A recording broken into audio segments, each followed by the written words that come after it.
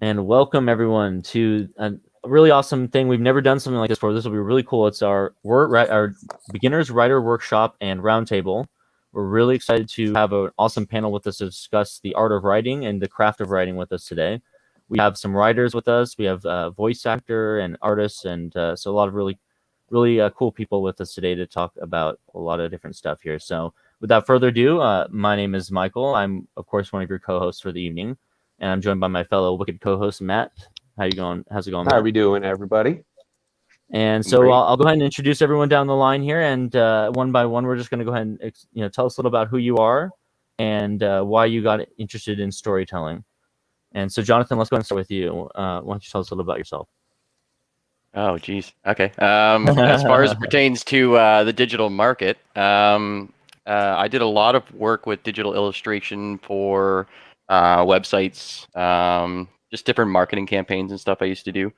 I actually helped with the just the main drop for the advertising for the YouTube that we just did here. That's awesome. But besides that, I got recently into in the last year light form projection mapping. So I'm able to re-illustrate on top of images that are black and white that exist, and create a kind of a depth and design colorization, so to speak. Very nice, and those definitely look. Those are gorgeous. I love looking at those. Those always come out very cool. Thank you. You're very welcome. Thanks for joining us. And Nana, how are you doing today? I'm doing well. How are you, Michael? Doing well, thank you. And why don't you why don't you introduce yourself and tell us how you got started with your storytelling? I'm Nana Hoshiko. I now have two published manga series. One here with Wicked called Starring, and the other is published by INKR. It's on a current hiatus, but it's coming back soon. It's called Sweven, Dreams in Reality. I started writing about 3 years ago. Basically, I was just sitting there and I was like, oh, I'm bored. So what can I do? And then my imagination has not stopped since. Um, and here I am. I'm now actually starting my own digital illustration with Clip Studio Paint. And I'm just every day trying to get better at writing too. So that's me. And I definitely have to respect that because you're not only trying to perfect your craft, but you're also trying to start a whole new one. So that's definitely impressive right there. Yeah, like it's been, I will admit, it's been really hard juggling the two, but that's what this is about. Definitely, yes, that's awesome. Well, thank you again, and Whitney, welcome. How are you doing? And we definitely appreciate you being here today. Thank you so much for having me, Michael. You're welcome. Oh, excellent.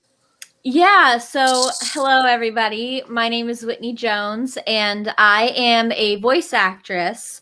And how I got started with storytelling, well, I've had a love for acting and portraying characters and like bringing scripts and stories to life. Like, I've had a fascination with that ever since I was like 10 years old. And when it comes to voice acting, I have done that professionally for about 3 years now, and I'm still like taking classes and learning and everything. But I just love the fact that I love getting into both the acting and writing aspect of it because good scripts make good opportunities for the actors to portray the characters and the stories very well. So I'm so happy to be in the field that I'm in, and I am so happy to talk about writing and just the realm of creativity with everybody. No, we're very excited, and voice acting. That must be really fun. Like that's, I feel like that's so many of our dreams when we were growing up. We never pursue it, but you're actually pursuing it. You're actually I'm pursuing trying. it. Exactly. And I think that I have to respect that as well, just because I'm a huge fan of anime and animation in general. So I definitely love that. That's great. And Aubrey, welcome. Thank you for joining us. And can you introduce a little bit about yourself there? Also known as Rewired Creations. Yeah. So I'm Aubrey. As Nana said, I do Rewired Creations. That's kind of the platform that I'm trying to create for myself. I started getting into writing probably 8th grade. I've always just loved telling stories, and Oh, wow. in 8th grade, my family finally nagged me enough to start writing them down. I am also really into art. I've been drawing ever since I can remember. I'm actually going to school for art therapy, which Oh, wow. That's really interesting. it's basically what you think of, just using art to help out with therapy. And I probably really started pursuing storytelling seriously after I got out of high school. Me and my friend were joking around. We said, "Oh, let's just create like a animated series." And I did like a spurt of animation for one of my art classes, and I'm just like, "Yeah, this sounds cool." And I've been running with that idea ever since. I've been working on a production called The Phoenix King for probably about 2 years now, and I've been writing the scripts for that. I'm going to be doing the artwork, and actually the other night we just finished recording some of the episodes, so I'm very excited to be moving forward. And she has Well, that's some really really awesome. cool people on that project too. It's going to be Wow. fantastic. Yeah. Can't wait for That's that. very exciting. I can't wait to see more of that. Yeah, that sounds really awesome. We'll definitely keep our eyes open for that project coming out. Well, thank you guys. Yes, That's really cool. Thank you all for joining us. I really appreciate it. Tonight, we're gonna, as I mentioned, we're gonna have a free-form discussion here, and it should be pretty good. And anyone who's watching live with us, if you want to ask some questions, feel free to drop those in the chat. And we'll be Yes, picking I up see you guys in asking there. those I'm questions. reading. We see you. I'm We reading. see Are they you. already asking? Oh, yes. Yeah, I see them in there. I see Ashley Bork. I see you guys. Hi, Ashley. Jonathan, I Zayu just Emperor. used- Hello. Hello. Well, did we lose someone? Oh, and look who it is. So Matt, do you mind jumping out for a little bit? I'm going to send you to the backstage here. I'm sure you're Yeah, cool with that, right? that'll be no problem. All right, we'll bring you back in towards the end, man. I appreciate it. We'll miss you back. Hey, no problem, no problem. Hi, If I got Matt. questions, I'll ask in the chat. There you go. Okey-dokey. All right, Oh, and no, then Aubrey. last but not least, I think Aubrey got disconnected. Oh, there she is. Sorry, my phone. Aubrey's back, and now we have Jumpin' Jeremy. Hey, Jumpin' Jeremy. How's it going, Welcome Jeremy? in. Hey guys, Hello. some new faces here. That's the Oh yeah, definitely. Yes. Yeah. We were just I'm- introducing everyone. Yeah, I'm Jeremy Lott. I'm a writer, editor, schemer, and for Wicked, I do Movie Men, comic book, and there'll be other stuff coming as well. Among your many other comic book projects that. Oh yeah, about I've got women. so many. Like basically, like I'm those skits where someone's like trying to spin a bunch of plates and they all come crashing down. That's me with all my comic book projects. Oh, right now. before they crash, right? Right when you're like Yeah. the perfect zenith of everything's working perfectly. Yeah. Exactly. So- Yes. Well, thank you. We appreciate it. We were just Yeah. actually just introducing kind of how we got started with storytelling. Did you have any story or any kind of quick anecdote you want to give us about how you got started? In... Well, I mean, look, I've been in writing for a long time. When I was, I don't know, 18, 19, didn't know what I was going to do with my life. My dad we were not wealthy at the time at all. And there was this idea that, well, maybe I could be a writer, but I didn't have a computer. And my parents tried to get me a computer, and they thought would be a good one, and it was garbage. And mom basically waterboarded it out of me that this is not going to work. And so my dad, takes his plastic to Circuit City, slaps it down on the counter, and says, "Get me a new computer for my son." Right. And when I saw this, I was just trembling because I knew this is money we didn't have, and that I was going to have to find a way to make this pay. So that's that's what I've done for the last 20 years. That's And you- awesome. yeah. Thanks for No. repaying it. Nice. And, is and you very know what, cool. Jeremy, I could relate a lot to that. I grew up sort of similar, and a lot of times growing up, like I was just always a creative person, but I just don't think it really came out for me until I was an adult. Yeah. That's So I mean, cool. I don't remember if it was Plato, Aristotle, or Socrates. One of those guys said necessity is the mother of invention, and so that's what got me into writing. Wow, So, that's, and that's a you unique know- path. That's for sure. You know, and I've had books published, you know, with like, you know, Thomas Nelson and other publishers, and I've ghostwritten books, and you know, I've just about any form of communication you can imagine, I've had some hand in it at some point. Yeah, and- you're just you're very prolific. That's Mhm. for sure. Yeah. yeah. If you ever want to horrify yourself, just Google Jeremy Lott. Oh man, that's awesome. Well, definitely So I appreciate you on the think- panel. Yeah. Oh, go ahead, Nana. I was Go ahead. just gonna say, so like, especially writing comics. Mhm. Like, there's a couple of comments in the chat here that I'm like reading, and Yeah, I'm keeping You an eye know- on the chat too. yeah, and one of the things that I know Jeremy, Michael, and myself can relate to is we're comic authors, we're not illustrators, and sometimes people forget that writing is a whole separate job when it comes to comics. Mhm. Like, but okay, if you're doing both, as I am trying to attempt myself, Mhm. it's a lot of work. So I would suggest if you're trying to start writing comics and drawing them, that you find which one works best for you first, because they are both, what's the word I'm looking for, really tedious to learn at once. And I'm Yeah. learning that right now. Yeah, if you try to do them both at the same time, you're going through two steep learning curves at once. Exactly. Right. And something that I did is I, you know, did what we do. I just worked with illustrators first. You know, you don't have to do that. Crowdfunding's hard. Like, I get that. But I would really take the time prior to learning how to draw. I really think you should learn how to write first. And that's what I would think would be best. Just mainly because for me and the type of writer that I am, I'm getting down to every tiny detail. I'm not just going to whip out a piece of paper and start writing a script. But there are some people that can do that. Yeah. That's kind of why I'm happy there's other writers here, because I'm not that kind of writer. I can't just start on a blank canvas and start writing for characters. I have to know what I'm writing about. I have to know my characters. And the only way that I felt like that was good was by creating a Scrivener. Okay. So you're and that's- you're essentially world building.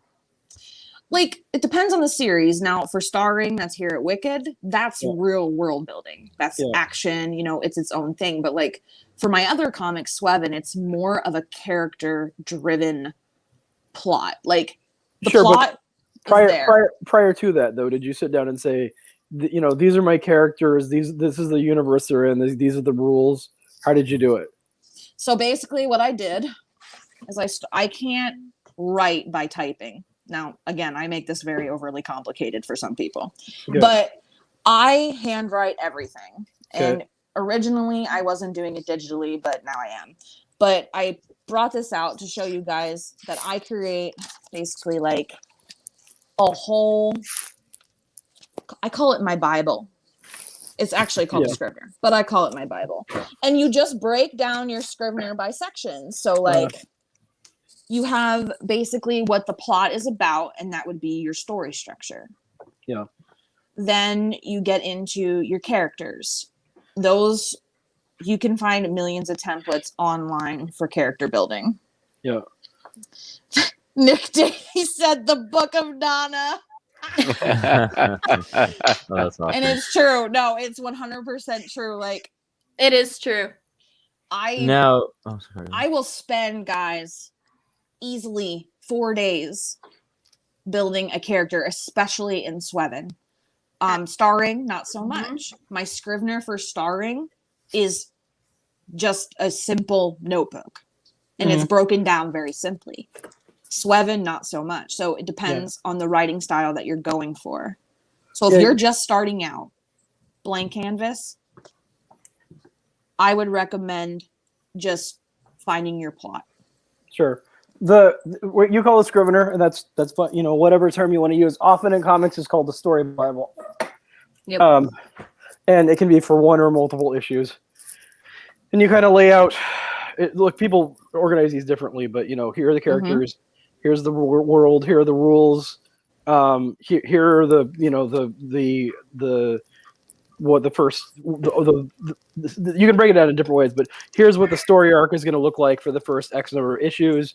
You can break it down to character arcs. You know, this is what this character is going to do in these issues. You know, you can do it. You can roll it a bunch of different ways, as my pothead friends would say. But you know, 100%. I get that right. I knew you liked that one. I knew it. Yeah.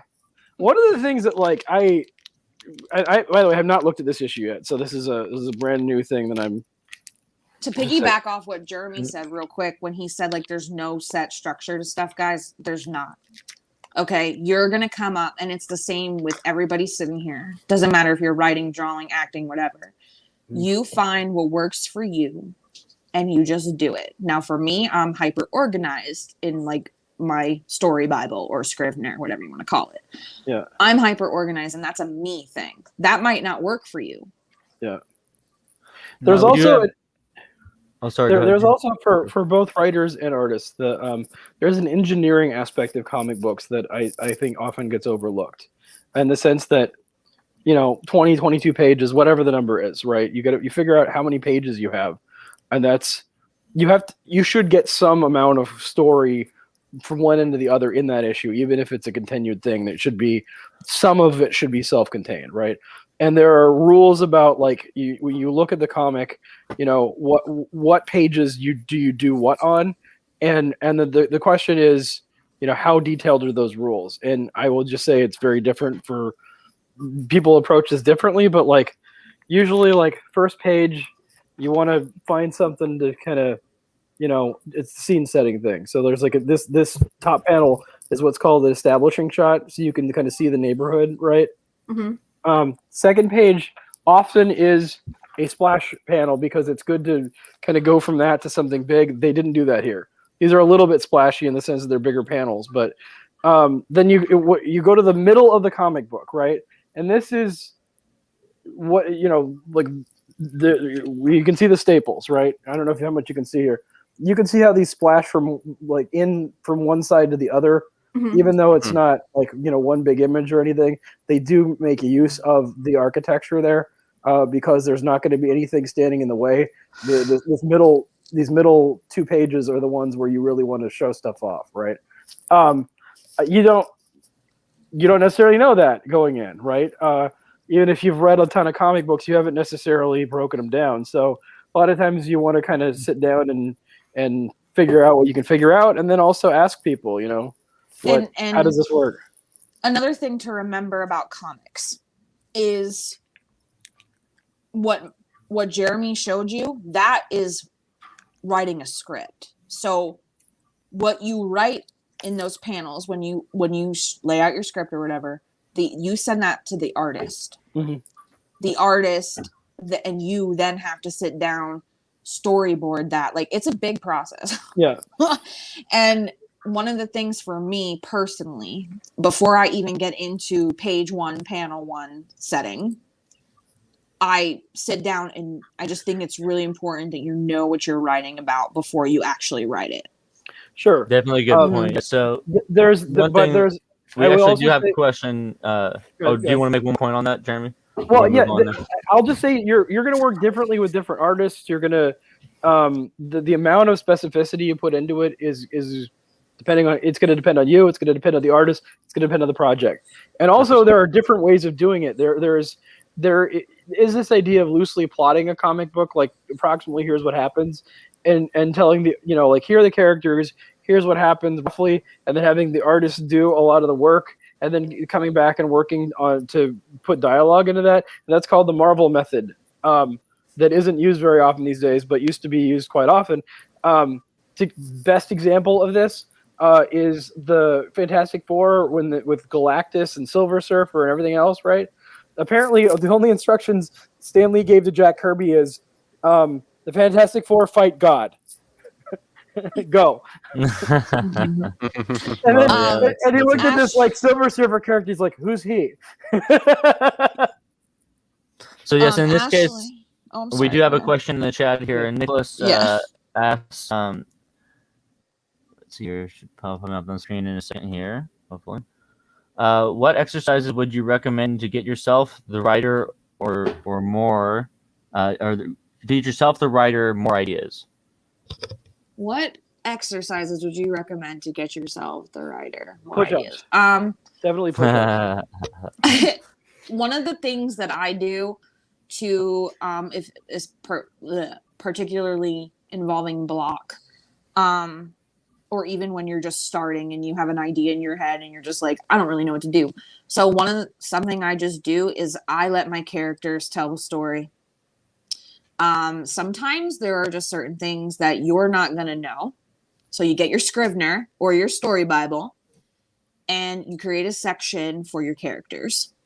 Start with your main characters first, but try to leave some things blank and open, because once you get to your supporting characters, which is a whole other idea, guys, like characters and all of that is like a whole other topic. But once you get your supporting characters and you know the differences with these definitions, sometimes your side characters tell you something about your main guys, and then just consider it like building, like making a building. I can't really describe it. Like, you start at the bottom, at the very bare minimum, and then every character that you create makes a block. The next character you create makes another block.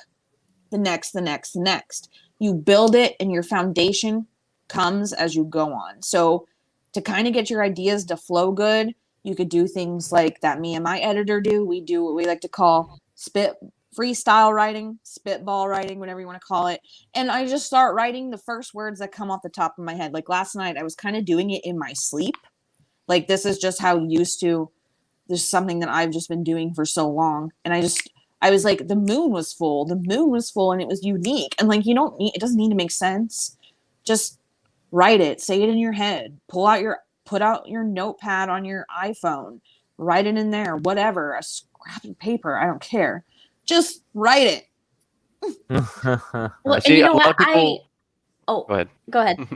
I was gonna add on to what Nana said, because I haven't written scripts before, but I think whether you're writing a script or what I like to do, sometimes I'll try to write a song because I'm a singer too, and I've always noticed that the best ideas always come when I'm not trying to force myself to come up with them. Like, if I'm like walking down the street or something and I see something that catches my eye, or if I'm walking next to someone on the street and I hear them say something and I'm like, it just like sticks in my head. I'm like, oh, wait a minute, that's a great idea. I get inspiration from the people and things around me. And then Such a good point. yeah, I think I was gonna say that ideas too. start flowing when you least expect it. That's a really good point, and it reminded me of a couple of times where, and everybody who's in this chat right now, especially knows, and in here right now knows what kind of writer I am and how much I force that sometimes. But I remember Aubrey, the one day I called up Aubrey and I was like, she's like, "What are you doing, writing?" And I'm like, "No," and she's like, "What?" and I was like, well, I got to the point where I was forcing myself too much, and don't do that to yourself with anything. True. Yeah, that If is it's so not there, true, it's not. So true. You're just gonna get burnt out Exactly. at that point. Same with And you're just gonna music. frustrate And yourself. same with music as it is to writing. You know, it's just noise without the space between notes. If you don't take the time to pause and be like, okay, how does this real world setting fit in? And when I wrote it down, does it feel right? Can I go back and then change it, and then really kind of get a fundamental like how you feel about it? You know, if you love it, then other people will too. You know, you get to a certain point with it. Yeah. Ashley Bork asked a unique question in the chat too, Michael. Let's look here. Before we move, I just want to add that the one thing that I have learned about any type of art is if the moment you start to get frustrated with it, it's no longer art and it's not going to be helpful. That's true. Because if you're frustrated and you're trying to force it, it's not going to be productive. I've learned this especially with painting. There have been a number of paintings that I have just ruined because I tried to keep working when I was frustrated. And the best thing you can do for anything creative is sometimes just take a step back. Yeah, 100%. 100%. Well, I think 100%. also I'll add on to that. I think also you like allow yourself to make mistakes, for lack of a better term, because sometimes there's also instances where the best the best product or the best writing, best voice acting, best whatever come out of things that originally you think are mistakes. Like blooper reels. Yes, exactly. Exactly. And when we say, like, this is something that I want to clear up right now. I don't care if no one knows, but I'm saying it. Art is a broad term. Art is not just illustration. Mhm. Art is Mhm. writing.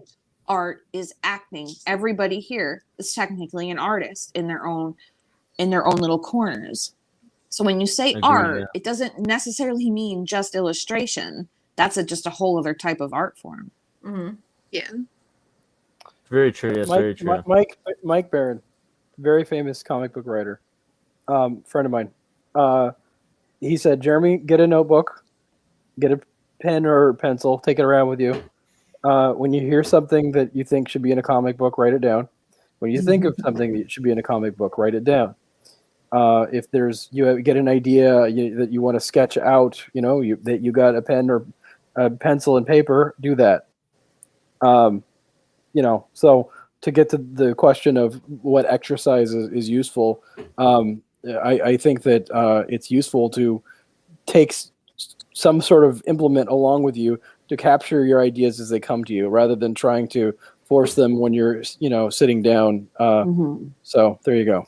Mhm. I would like if you're gonna get into like schedules and maintaining your creativity, which is kind of like a whole other thing, but it kind of relates to that.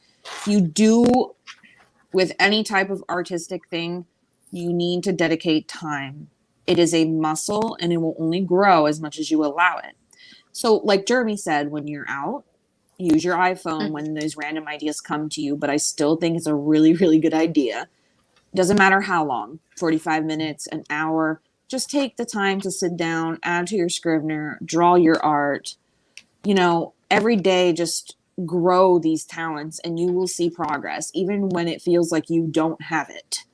I have spent a lot of time, most of the time, beating myself up and hating what I'm doing. And then 4 months later, I look at what I'm doing as it's all there and I'm like, what the hell? And I didn't really see this progress in myself, but people who I have worked with have. I have worked with the same editor for probably since I started. And he has even like mentioned that to me. So definitely let it grow and it takes time, but just let it grow and it will be good to you. But you have to put in the effort. How do you eat an elephant? I'm sorry. At a time. What? How do you eat an elephant? One bite at a time. Yes. One bite at a time. That's interesting. I've not heard that one before. I'll have to write that down. Just to the gradual scheduling time, using it, etc. point. A comic book is about 20 pages long, right? So if you write 2 pages a day, then in 10 days you've written a comic book. In a month you've written 3 comic books.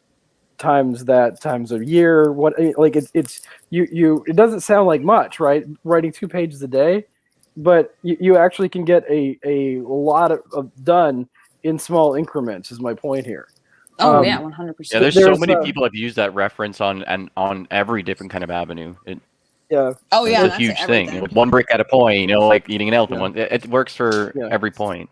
Yeah, Dan Fraga is a fairly famous comic book guy, and he had a day job for I don't know, doing something, but he still wanted to do comic books.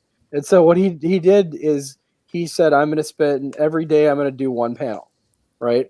At the end of the year, he had a graphic novel that he published. If you do it incrementally, you can actually get an awful lot done. So sometimes it's better to ignore the forest and look at the trees. That's a great way to put it.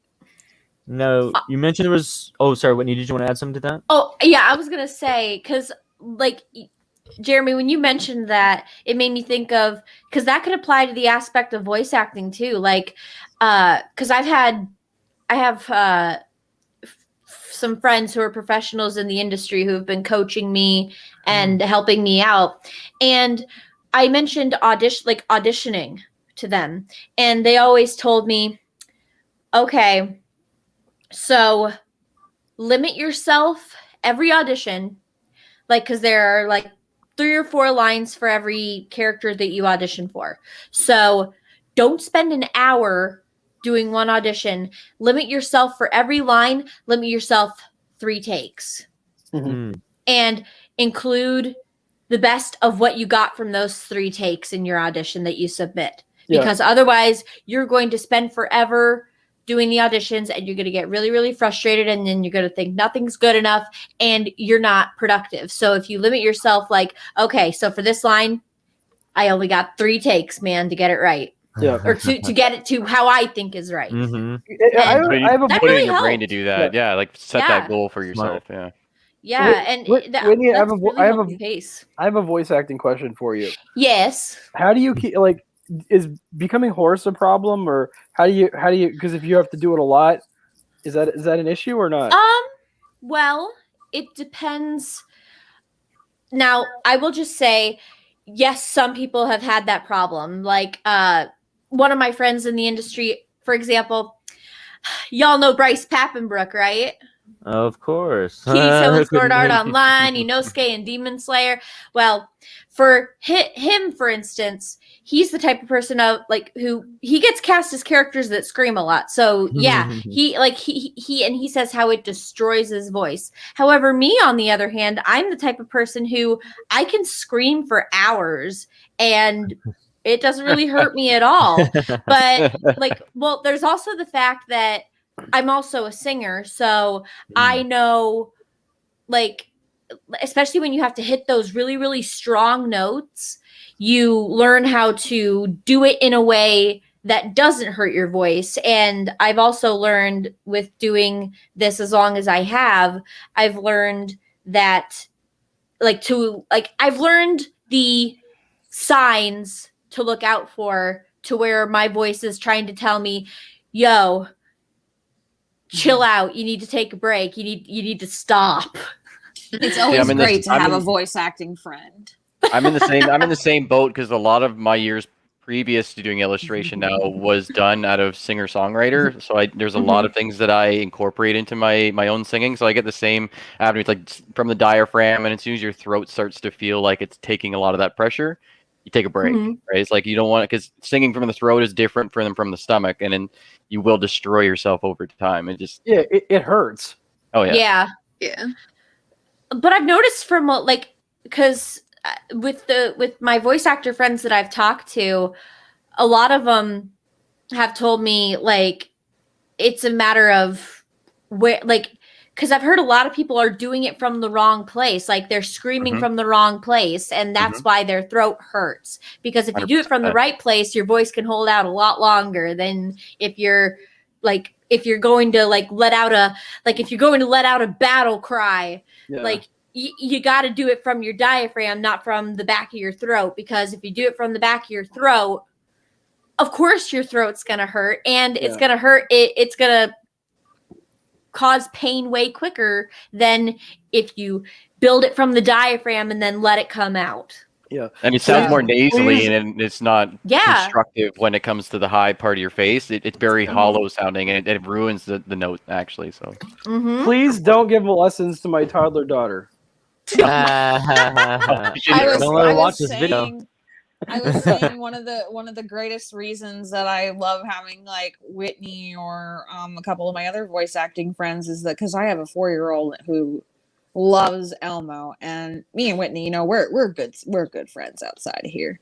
So I'll just have her talk Elmo to my kid, and it's just amazing how like quick he calms down. It's pretty wild. Michael, Ashley is Emperor. I see. Yes, and now shows what brings up here. I think if this question is the one you're referring to here, it's like Zoo Emperor says when you've got several different work on more than one, what's the best maximum number? multiple No, go. no projects more too than many? 42. No more than 42. So The golden it number. actually depends. Okay, so like Jeremy, I feel writes more of American style comics. Mhm. And whereas I write manga. So there, right Mhm. there, that should be like the first thing. If you are wanting to write comics, general term, manga means comics in Japanese. It's the same concept. So when you're sitting down and you're like, I want to design a graphic novel, whatever. Say, do I want to go American style route where most of the time in American comics, but I'm not, the expert or the guru, but from what I have gathered, I think it's like the characters within different universes. The characters continue on, but the world changes, or I could have that backwards. But for manga, you have an active storyline and a plot that continues through a course of chapters with an ending. Okay. I'm not saying that some manga aren't set up that way or that there aren't American comics that are set up that way. But it just depends on the route that you want to go for that. Okay. I mean, Marvel and DC, obviously, the ongoing universe, but a lot of times when you're dealing with indie comics, yeah, it's a limited story and limited duration. Mm-hmm. Yeah, it kind of depends if you're going like the mainstream That's big 100% two, true. or yeah. Well, it's like totally. Barrels, right? I mean, Barrels is like it's not 4 it's not like issues, the Barrel, and then done. it's not like the Barrels universe. It's like Yeah, more yeah. issues, and, maybe it'll be a follow up. I don't know, but I mean, it's a limited thing, Very true. Oh, I see a good question in the chat. How can you think of a good recurring theme? Oh, I love this question. And I honestly, okay, so I will just say, and I'm gonna base this because I'm a huge anime fan, so I'm gonna talk and even I can relate this to a voice acting aspect. But okay, I'm gonna use an example for an example. I'm gonna use My Hero Academia. So I love the theme of My Hero Academia because the theme of My Hero Academia is an underdog who nobody believed in proves himself to his idol, and his idol, because of just part of this kid's personality, there was just something special about him, and he was chosen to inherit this great power because he was special and he had what it took to be a hero, even if he didn't have powers. Like it was like the strength of his spirit that really made it so he proved himself. And I would say if you're gonna do a theme that a lot of people will enjoy, I would say first look at what values do you have, what is important in your life, what themes or like topics can you relate to? Because if you can relate to it, I'm sure other people can too. 100%. To piggyback off Whitney real quick, it's real funny that she mentioned that because one of the things that I learned how to find, so you want to have a main theme, and how you find your main theme in storytelling is you say to yourself, what is important for me as the author, because you're stuck with this, what makes this important to you? And then you say to yourself, and this is from Abby Emmons, who is a published author who has greatly, with her amazing workshops, has helped me so much. I highly recommend that. But she also puts it into a perspective. What is the truth that you want to scream from the rooftops? And then later on, she says, now take that truth and turn it into a lie. Right there, Oh no. you got your theme, your main theme, your truth. And then you have your character's misbelief. And if your character does not have a misbelief, I don't really know what you're doing. Nobody is a hero at first. Everybody progresses and develops. Yeah, progression and development, yeah. In the reason you ask yourself these questions, and like I said earlier, it is because you're stuck with it. So you want to make sure that it's important to you. Because if it's not important to you, why are you writing it? And to top it off, you're going to have underlining themes, underlining messages. The biggest thing with writing, and I noticed with Jeremy right away, just simply when he talks, is it's not about overly exaggerating what you're trying to get across. You use as less words as possible, especially in graphic novels, because the illustrations set the tone, the theme. You have this ongoing presence and identity throughout the entire story. And I cannot stress the importance of asking yourself some type of question at first too. If you want to find great themes, read great literature, and however you define that. I mean, I don't care. Yeah. Whatever it is that you think is amazing, you know, the bee's knees, your jam, whatever. If it's Shakespeare, if it's Jane Austen, if it's various manga, I don't care. You know, just read a lot. And see what sort of themes they work with. You're not going to come up with a new theme. There is no new theme, right? You know, there are new twists and turns and wiggles, but it's all variations.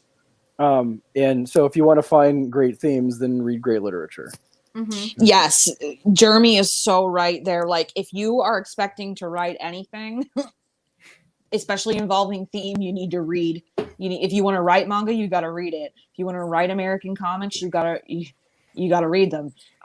You're gonna get inspiration off of other artists. It's just the way it is. And with theme, one of the things that I'm struggling with in Sweven that I really am happy that the theme was mentioned is theme is hard, and you want that to flow in every character too. Like, one of my main themes in Sweven, and I'll just say it, is facing loneliness.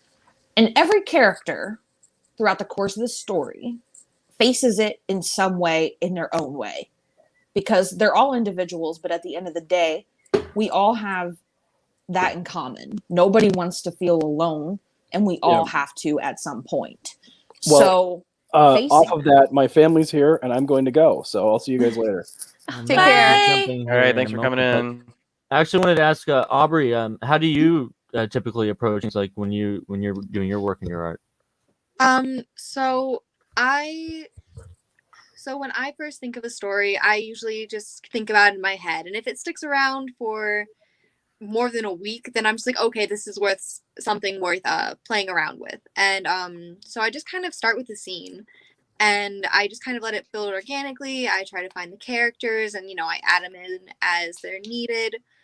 And my writing process is obviously very different from Nana's. I like having everything very flexible until I set it in stone. And and I think one of the biggest things that has helped me is actually psychology. I'm not saying that everyone needs to go pick up a psych book and figure out what I'm talking about, but Carl Jung, he was a psychologist that worked with personality, and he brought up this idea of archetypes. And we have like the hero archetype, we have the villain the trickster archetype. They have like the wise old crone, which is like the woman, and there's the wise old man, and there's the magician, and there's the alchemist. Just all these archetypes that really help you figure out what your character is kind of like personality. And those very helpful. Another thing, and I think it's Joseph Campbell, but he came up with like the hero's journey, where he looked at all these amazing stories throughout literature, throughout time, and he came back and he said, these are all kind of the same story when you boil it down to like the very core parts of it. Interesting. You have the main character they're thrown out of their circumstance, and they're kind of pushed and forced onto this journey, and they really have to they're confronted, and then there's a point where they can turn back, and I don't know. I find those very interesting. They don't really have to do anything with theme, but they do. Yeah, I was gonna say, I think you're right on. I think you're right, though, Aubrey. Yeah.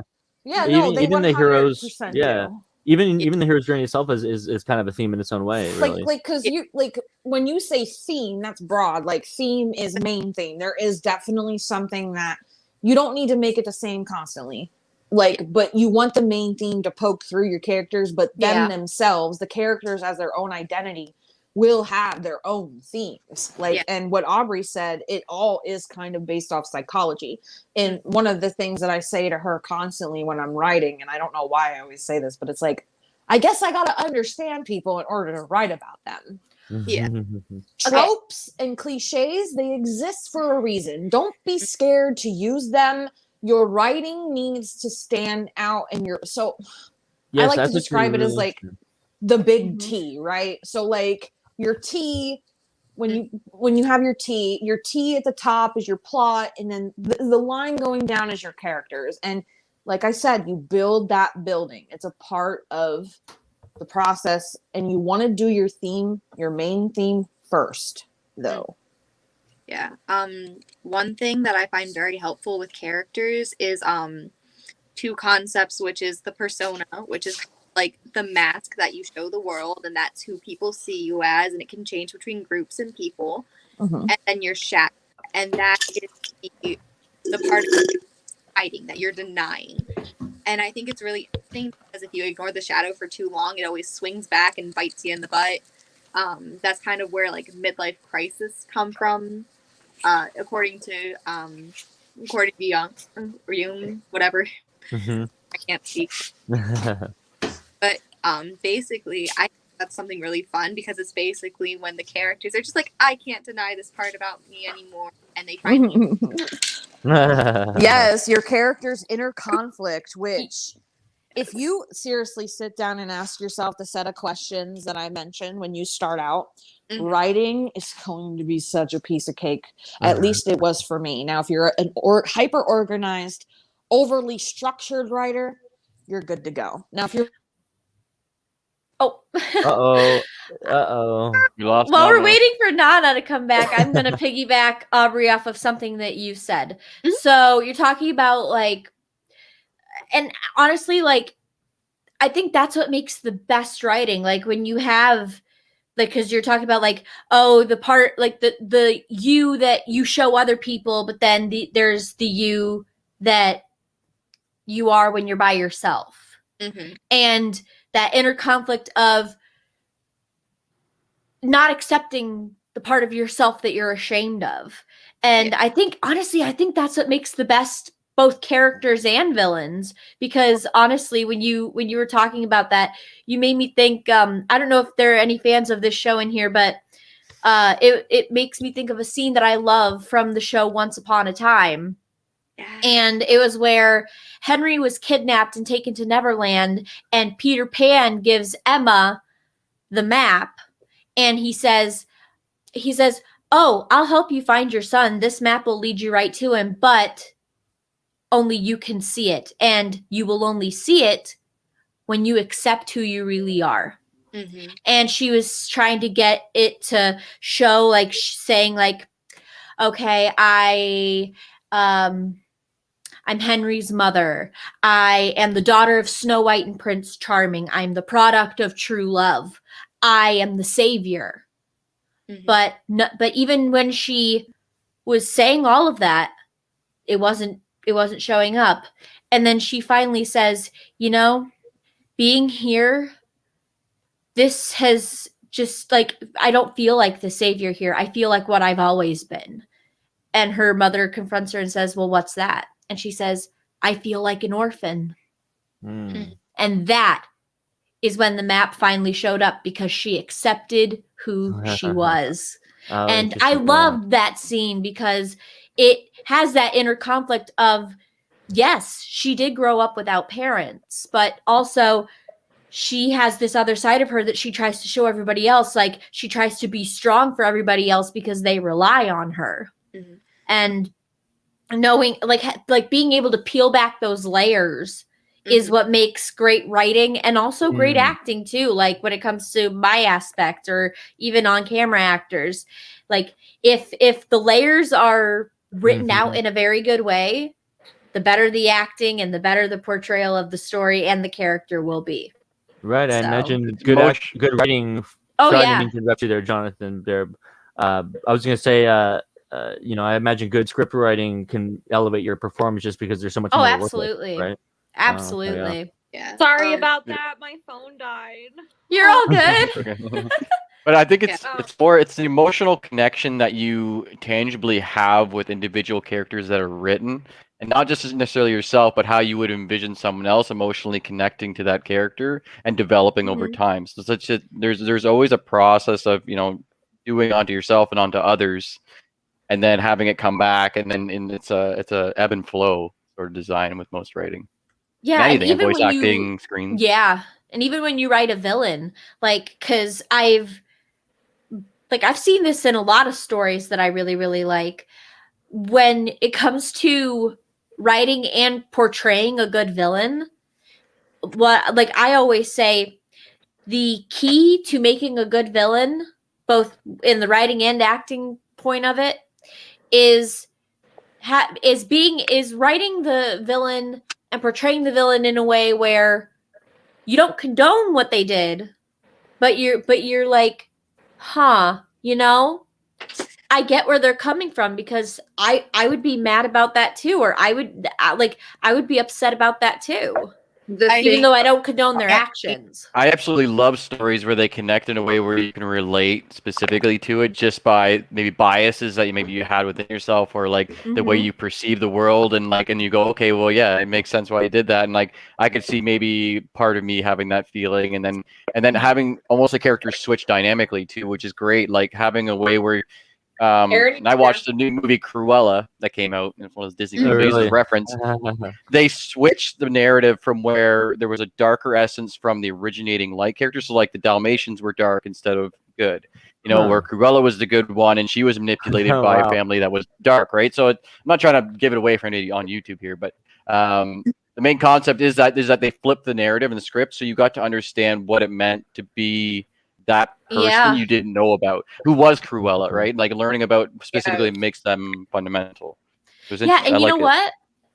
Even like there's a musical that I love called Wicked. I love Wicked. Oh yeah, I love And Wicked it's too. the backstory. Like for those of you who haven't seen it, it's the backstory of the Wicked Witch of the West. And like when you watch this musical, like the story within the story, the Wicked Witch of the West wasn't always wicked. She was actually good. She was someone who she was a very kind girl. She wanted to use her powers to help people, but whenever she tried to use her powers to help people, because she didn't really have control and know how to use her magic, every time she would try to do a good deed for someone, it ended up backfiring on her and biting her in the butt. And so finally she just says, okay, well, you know what? I try to do good things and everybody hates me for it. So you know what? Maybe I should just be what everyone says I am. Maybe I should be wicked. What was the question about antagonists? It was about like I think we were talking about layers to characters and like Ooh. breaking things down, breaking like themes and characters down. So An emotional connection to it all. Yeah, and like Antagonists are- relatability. Antagonists are my weak spot. I will admit, like I have, especially in starring, struggled a good bit to write antagonists. So I started, and you all are gonna laugh. I love AI Yazua, and I swear by her work, and there's reason for that. And it's sort of something that I've kind of adapted into my own writing. You might even be familiar with this method in Attack on Titan. Oh, really? So there is what you call a positive character arc and a negative character arc, and both develop at their own pace. So, for example, you have a character, and AI Yazua Sensei does this all the time. Nana Komatsu starts off as a brat. I can't stand her. I want to strangle her. But by the end of the series, she's this different person. Nana Osaki, kind of the same. Now, they both sort of have had well, Nana Osaki didn't really have a positive character arc. Her story's very sad, but Komatsu had the perfect execution of a positive character arc. But then there is this trick where some authors start the character off like your typical cliche, like Eren Yeager at the start of Attack on Titan. Eren was like, I'm going to kill all the Titans. And it turns out that Eren is exactly what he hates. He is a Titan, yeah. Careful with your spoilers. Careful with your spoilers. Sorry. Eren changes. He has a negative character arc. So finding that you can even turn your main guys into the antagonist. It's not always good versus evil. Sometimes the good versus evil is inside your main character. And Yazawa Sensei just is amazing because she don't portray, she's a shoujo author, so it's genre, what you enjoy. Shonen's a little different, but in shoujo, you always just get these girls that are these perfect dolls that do nothing wrong. They're innocent, they're sweet. But when you dive into a Yazawa work, you're expecting to know that all of her main girl characters, they're not anything of a trope. They are realistic.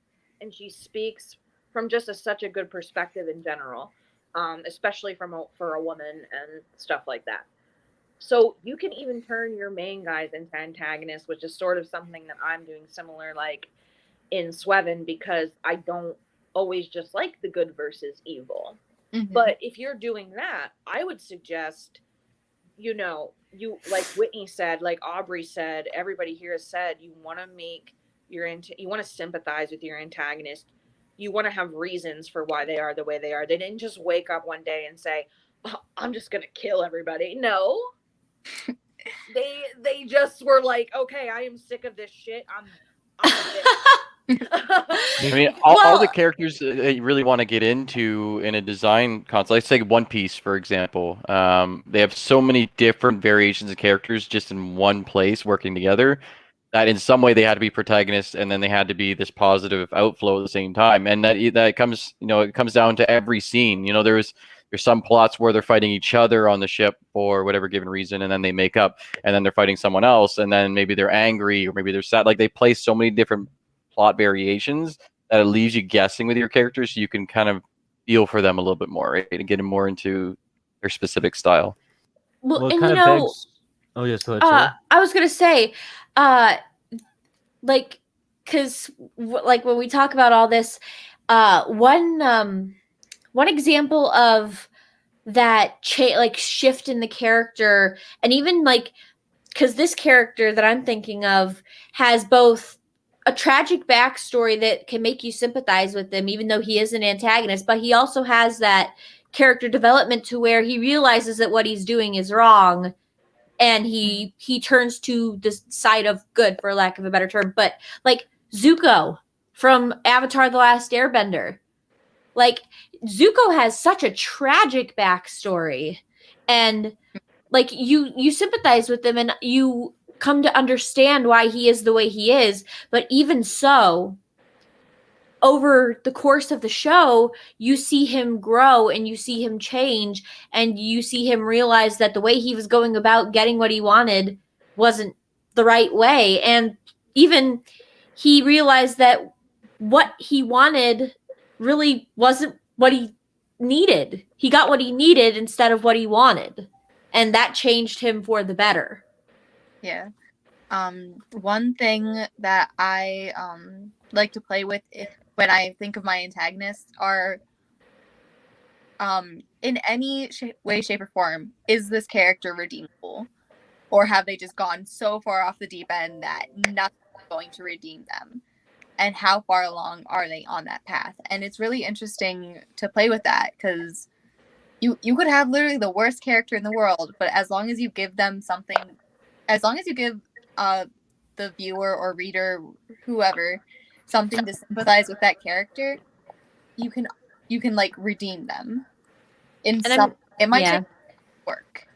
And that even helps actors too. Actors too, because when you're going to portray a character, whether it be a hero or a villain, you have to find like it's always better for like you will always give a better performance as an actor if you can find something within yourself to connect you to that character, whether good or bad. And I mean, anyone correct me if I'm wrong, but I always feel like in storytelling, there has to be a moment. Well, there doesn't have to be, but it's so interesting when there's a moment where the character is just vulnerable. Yes. And, like, I feel like for acting, that's when you can really just connect with that character. And I feel like for writing, that's when you can connect yourself to the character. And I feel like the more authentic and vulnerable the characters are, just the more interesting they are to learn about when you're like reading about it. Well, and also personally as an actress myself, I love like the vulnerable and the authentic moments, because most of the time when a moment like that comes, I like to try to think of a moment in my own life where I felt what the character was feeling. And honestly, it's kind of invigorating to do stuff like that. Like, for example, if there is a scene where my character, like, say I'm cast as a character and, like, say I'm the hero in a project, and this hero just, like, she's carrying this emotional baggage, and then she gets to the point where she finally decides it's okay to be vulnerable, and she just lets it all out. Mm-hmm. When I get to play characters in moments like that, it is so invigorating, because like especially if it really gets to me and I get to like really let out a good cry, Mm-hmm. I feel like it's just invigorating, because you get to, like, you may have emotions like that were inside you that you didn't even realize you were keeping bottled up, and you just feel like so much better afterwards, like like Yeah, really. like And- set it free. Yes. Well, and from the art perspective, I'm just wondering how like it feels to draw that, because I haven't really drawn anything like that. I don't know if you have, Jonathan, but like how would you feel about going about something like that? Sorry, I'm gonna have to paraphrase that again here, just because I'm trying to think about it. So, Okay. okay, but you can re-say that again. I'm just trying to catch on what you're talking about. Like, how would you personally go about drawing like a moment where the character is just so vulnerable, especially like emotionally, where like you I can't. think that's okay. I think dragging in the present. If you're talking specifically about manga, sorry, Mhm. brain is hot in here. I think it's bringing presence in with the background of the characters, and that's one thing I really do with a lot of my light form is presence of a character comes from the environment. So whether or not they may be in a cave, or maybe they're on a boat, or maybe they're in a house, it's colorization, it's environmental energies that you present. Now, if you're in an anime, it's a little different, but it's the same thing. There's an aura, there's the way the face moves, like the way the design, the structure of that two-dimensional characteristic to the way that character is presenting themselves to you, and you relate by that, not just by the voice, but by the color and the style of the face and the body language. Everything fits in a certain way that really brings out that dynamic essence. Oh my gosh, you just made me think of something. So I like that you mentioned that, because when you just said that, because honestly that can really tell you a lot about what a character is going through. Like if there's a change in like the body language or how they look or the colors that you use. But like when you just I'm said having some that, it issues made here, me think of something I saw on, because okay, for those of you who watch My Hero Academia, like Deku goes in a whole other direction, and I saw this post on Instagram where he has a new hero outfit, and it is so much darker than his one originally. Like like the mask is a lot scarier, and just the aspects of it, like there's darker colors, just a darker aspect. Even his body language when he's like positioned, it has a darker, creepier aspect to it. Mhm. One of That's the why things, I always go to Demon Slayer, because Demon Slayer plays a lot in that specific Oh. essence. It's depth and Love that design show. of the sword and the Mhm. face and the color, and it's like Yes. it's amazing. one of Yeah. the things, especially when I would work with Neptune Inc., was her and I often talked about angles and using movie frames as a way of executing theme, tone, characters. Yeah, you want to. I feel like I can't really speak much on illustration, but something that I know as designing them and being kind of OCD about it is not so much the art style. That's up to the illustrator, but the tone of the art style as it's going. So like, if you're in a scene that's getting dark or the darkness is coming to the character, I would recommend changing your angles in your comics. Like, you can look that up all over the internet, like what camera angles suit for this tone, or that's a whole other art thing within itself. So it's definitely something to look into if you're telling a story with an illustration. Angle is really important. And like dark, gritty tones kind of set up. So it's almost like if you had like sun shafts would be like a bottom up to come down and dynamic with the sun, and then like darker shadow type environments would be top down to see on an angle to like an environment that's lower. So it's almost like looking down on something or looking up depending on your presence. One of my favorite things to do in my comics is I want to show around the character too. Like, there are certain manga artists that will be like, well, you could just have a panel that's just set up just like this with little speech bubbles. Yeah, you could do that. Sure, have fun. But me, I'm not doing that. What I'm doing is I'm going in and I'm showing what's around the character, because I'm throwing in another important character in the background.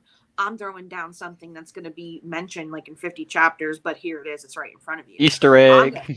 Yeah, like Foreshadowing. Foreshadowing is awesome. It is a really fun writing technique. It is you as the author going, Gotcha. like, you missed it. I didn't. You missed it though.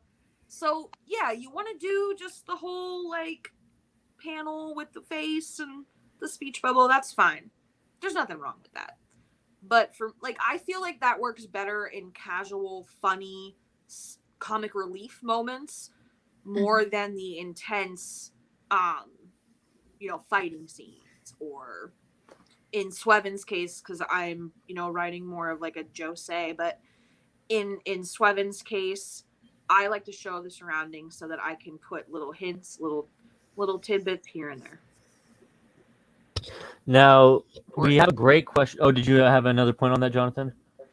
No, we went over, like, if you're talking about bubbles and the way that they design the depths of, like, so splash art for the bubbles, even in conversations, like, are you doing it where you're using the words being portrayed with the background being visible? Are you putting it with just a circular pattern? Is it, is there a bunch of hard lines, like way the character is in essence, and the way you see the theme of everything should play again in part to the way they're communicating and how you design the bubble or the wordplay there. That's in that spot as well. Like, that's a huge thing. Yeah, that makes a lot of sense. Now we have another great question in the chat here, kind of shifting gears a little bit. This one's Zoo says, I've been wanting to try a sci-fi story, but not sure how to explain how the technology and all works, and not sure what to do. Any advice there? Scrivener. That's pretty smart. Yeah. So when you're, whoever says it first, Scrivener. Story Bible. Yeah, really. I can't emphasize the importance of this thing, okay? Listen, if you want to, go ahead, write on that blank piece of paper and start your script immediately. I guarantee you're going to edit it 20 times. Yeah. So Yeah, look at it like you're writing lyrics out, like dynamic. Things that I would say is for that is in your story Bible, hoping that you use it, or your plot points like Aubrey uses, because I know Aubrey uses plot points. That is a Scrivener too. it doesn't need to be big, people. It's just a separate material for your content that isn't a script. So anyway, in your plot points, your Scrivener, your story Bible, all of its many names, just create a section. And I struggled with this in Sweven because we're still trying to figure out the genre of Sweven. Like it's kind of, I'm getting there. I'm starting to set one main tone. But at one point I kind of thought, Sweven was a sci-fi, but it's really not. No, it's more like a Kids on the Slope. It is. And I'm just like, I don't know. But we do have some spiritual things going on, but I don't know if that's considered sci-fi. Well, anyway, fantasy maybe. Close, maybe not. very close. So when I was doing like my aesthetics that are, I don't really want to talk about them right now because it's ideas and such, but I started asking myself questions, just like I mentioned before. One of the questions is, you can start off by saying, what does this world offer? Answer, and then just keep piggybacking off of those questions. They don't need to be perfect. They don't need to really make sense to anyone else but you. Personal Q&A. That's perfect. Yeah. That's what I would recommend. But Aubrey, who's a different styled writer than me, might have something different to say. Yeah. I also think it's good to remember that when it comes to creating your own thing, like writing and stuff like that, the only limit is your imagination. Because in the world of depending on if you're going to make it in an animated series or a comic book, but with all the stuff that in the creative world, like comic book world, animation world, the only limit is your imagination. Anything you can think up, there's no limit to there's no limit to where your imagination can go. Aubrey, I'm so curious. So my biggest thing when writing, I'm doing more fantasy, but I feel like this still applies to sci-fi. When you're writing your own rules, you just have to make sure that you can make it work within that set of rules. When I'm writing, I like to know what the parameters are, what's realistic for the world, what's not, what can I get away with, how can I make things work, and just kind of figure out how to connect the pieces. I feel like as long as you can make it make sense, you can do something with it. Not everything has to make sense to the reader at the moment it's introduced. But just have fun with it, see what works, see what doesn't. If you have an idea that you really want to incorporate and it doesn't quite fit the rules, maybe expand the rule book. You don't have to confine yourself just because you wrote down a rule, but you have to make sure that it makes sense with what you've already established. But one thing that's really great about Nana's process is she likes to get all those little details established before she goes in and writes the actual scripts. So as long as it's not in a published script, you can go back and change it. As long as it makes sense with what you're doing. And again, it doesn't always have to make sense right away, but as long as you can tie it in somehow, you can just really have fun with it. It's good to have all that information on hand too, because then if you go back to it for any future use, you have just everything, like you say, that bio, everything in one place, and you know where your mind's at when you go back to where you need to be, right? Yeah. Good point. Anyway, I have to hop off here, guys, so thank you for No worries, we having me appreciate it. on. Thank I you, appreciate it. Jonathan. Yeah, no problem. Hey, real Thank quick you for before you hop joining off, us. Sure. I forgot to ask this of Jeremy, but where can people follow you online so they can see all your stuff you got? Oh going yeah, on? so my IG is databoy624 or Vintage Members on YouTube. A bunch of different things I do for my illustrations there. I'm still working on things weekly, so they will be updated and lots available shortly. Thank you for Very joining, nice. Jonathan. Yeah, thanks Yes, guys. I thank you. appreciate it. You have a Thank good you. night. Bye, Yeah, you Jonathan. too. Bye. Something I wanted to piggyback off of what Aubrey said, is I really feel that writing and everything you're saying, everything the characters say, do, everything that you're showing, and everything is for a reason. Mm-hmm. So if your character's like, no one wants, so I'm so happy because Michael, I don't know if you got the message on Twitter, but my editor wanted to hop in because I think the next topic that we might be talking about, and I feel like everyone's gonna love this one, is dialogue. Oh yes, yes, well, yes, definitely. Oh, I've got a story for you guys. Holy crap. So, like, back with the other thing, but like dialogue, anything you're saying, anything you're showing, it needs to be for a reason. Like I said earlier, if you're creating a show like Aubrey, if you're in live action, like with some of Whitney's projects, the camera person, whoever that is, the animation and the way it's angled, the way the manga panel looks, it's all for a reason, and you just don't want to, like, no one cares about your character getting a haircut tomorrow at 10 o'clock. That literally has nothing to do with what we're doing here. That is, stop that.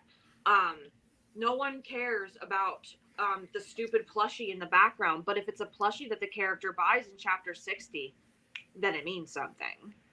Yeah. Yeah, go ahead. It's pretty XYZ. Mm-hmm. What you show, what you do, there needs to be a reason. Yeah. In Swevin, in the pilot chapter with Neptune Inc., at the end of the chapter, and I am so happy that I got this feedback, everybody was like, oh my god, what is behind her? What is that? I thought I saw something. Is there something there? And I'm just like, read it again, like, to some of my betas, and they were like, okay, well, shit, I didn't even see that the first time, so that's good. Yeah. Because Hajime Isayama, the author of Attack on Titan, I don't want to give a lot of spoilers, but I highly encourage you that when you finish Attack on Titan, if you are the manga reader, you are going to go back and look into every single panel and feel like a fool. Because he has been dropping subtle hints this whole time. Really? Wow. From chapter 1. And you Well, want now to you gotta go back. You want to know how he did that? Do you want to know? Because he has he has plot points. He has details prior. It's insane. Very interesting. One thing about foreshadowing that my old acting teacher brought up is, if you really want them to catch on, do it 3 times. Because the first time they're going to notice it and be like, oh, that's not important. The second time, it's a coincidence. The third time, it's intentional. It's like so that if you rule want of them to pick threes, up on right? things, if you want them to pick up on things, do it 3 times. If you want it to just hit them right out of the bag, boom, then like maybe just do it once or twice. But 3 times is intentional. Yes. Exactly. And honestly, like, I'm gonna piggyback off what Nana said about like everything like the characters say and do should be for a reason. Like, because I will talk about this from the acting standpoint, and I actually have a story for you guys about a time where I had to deal with something like that. So dialogue is huge when it comes to, like, especially like me and the, like, say like I said, say you're making an animated series. For me and the other actors involved, dialogue is everything, because that's how we're portraying the story, and we have to make it so that, like, when we say things, like, there's a purpose behind it, and we're trying to make the audience see something or drive them in a certain direction or make them feel something. However, I had an instance where so I was hired as the main character of this project, and I mean, yes, this character had psychological issues, but she. I'm trying to find the right way to put this. So this character was just saying horrific words. Like now, I'm not a prude. Bear in mind, I'm not a prude. I'm okay with cursing, like, because trust me, anybody who knows me, like, I've got a potty mouth myself sometimes. But the thing is, I do it in a tactful way where there's a purpose behind when I curse and stuff like that. But in this particular project, I felt like I was cursing, as this character, I was cursing left and right. And I'm like, at one point, I because the person who wrote it was also who was directing me. And I just kind of looked at him and I said, is because they had me say one word that was really, really bad. And I looked at him and I'm like, is this really necessary? Because and I even asked him, why am I saying this? And right? Yes. Well, yes, because I asked him, I said, can you tell me why I'm saying this? And he couldn't answer that question. So then I'm like, what's the point of saying this? And even Aubrey, I've done work for Aubrey too.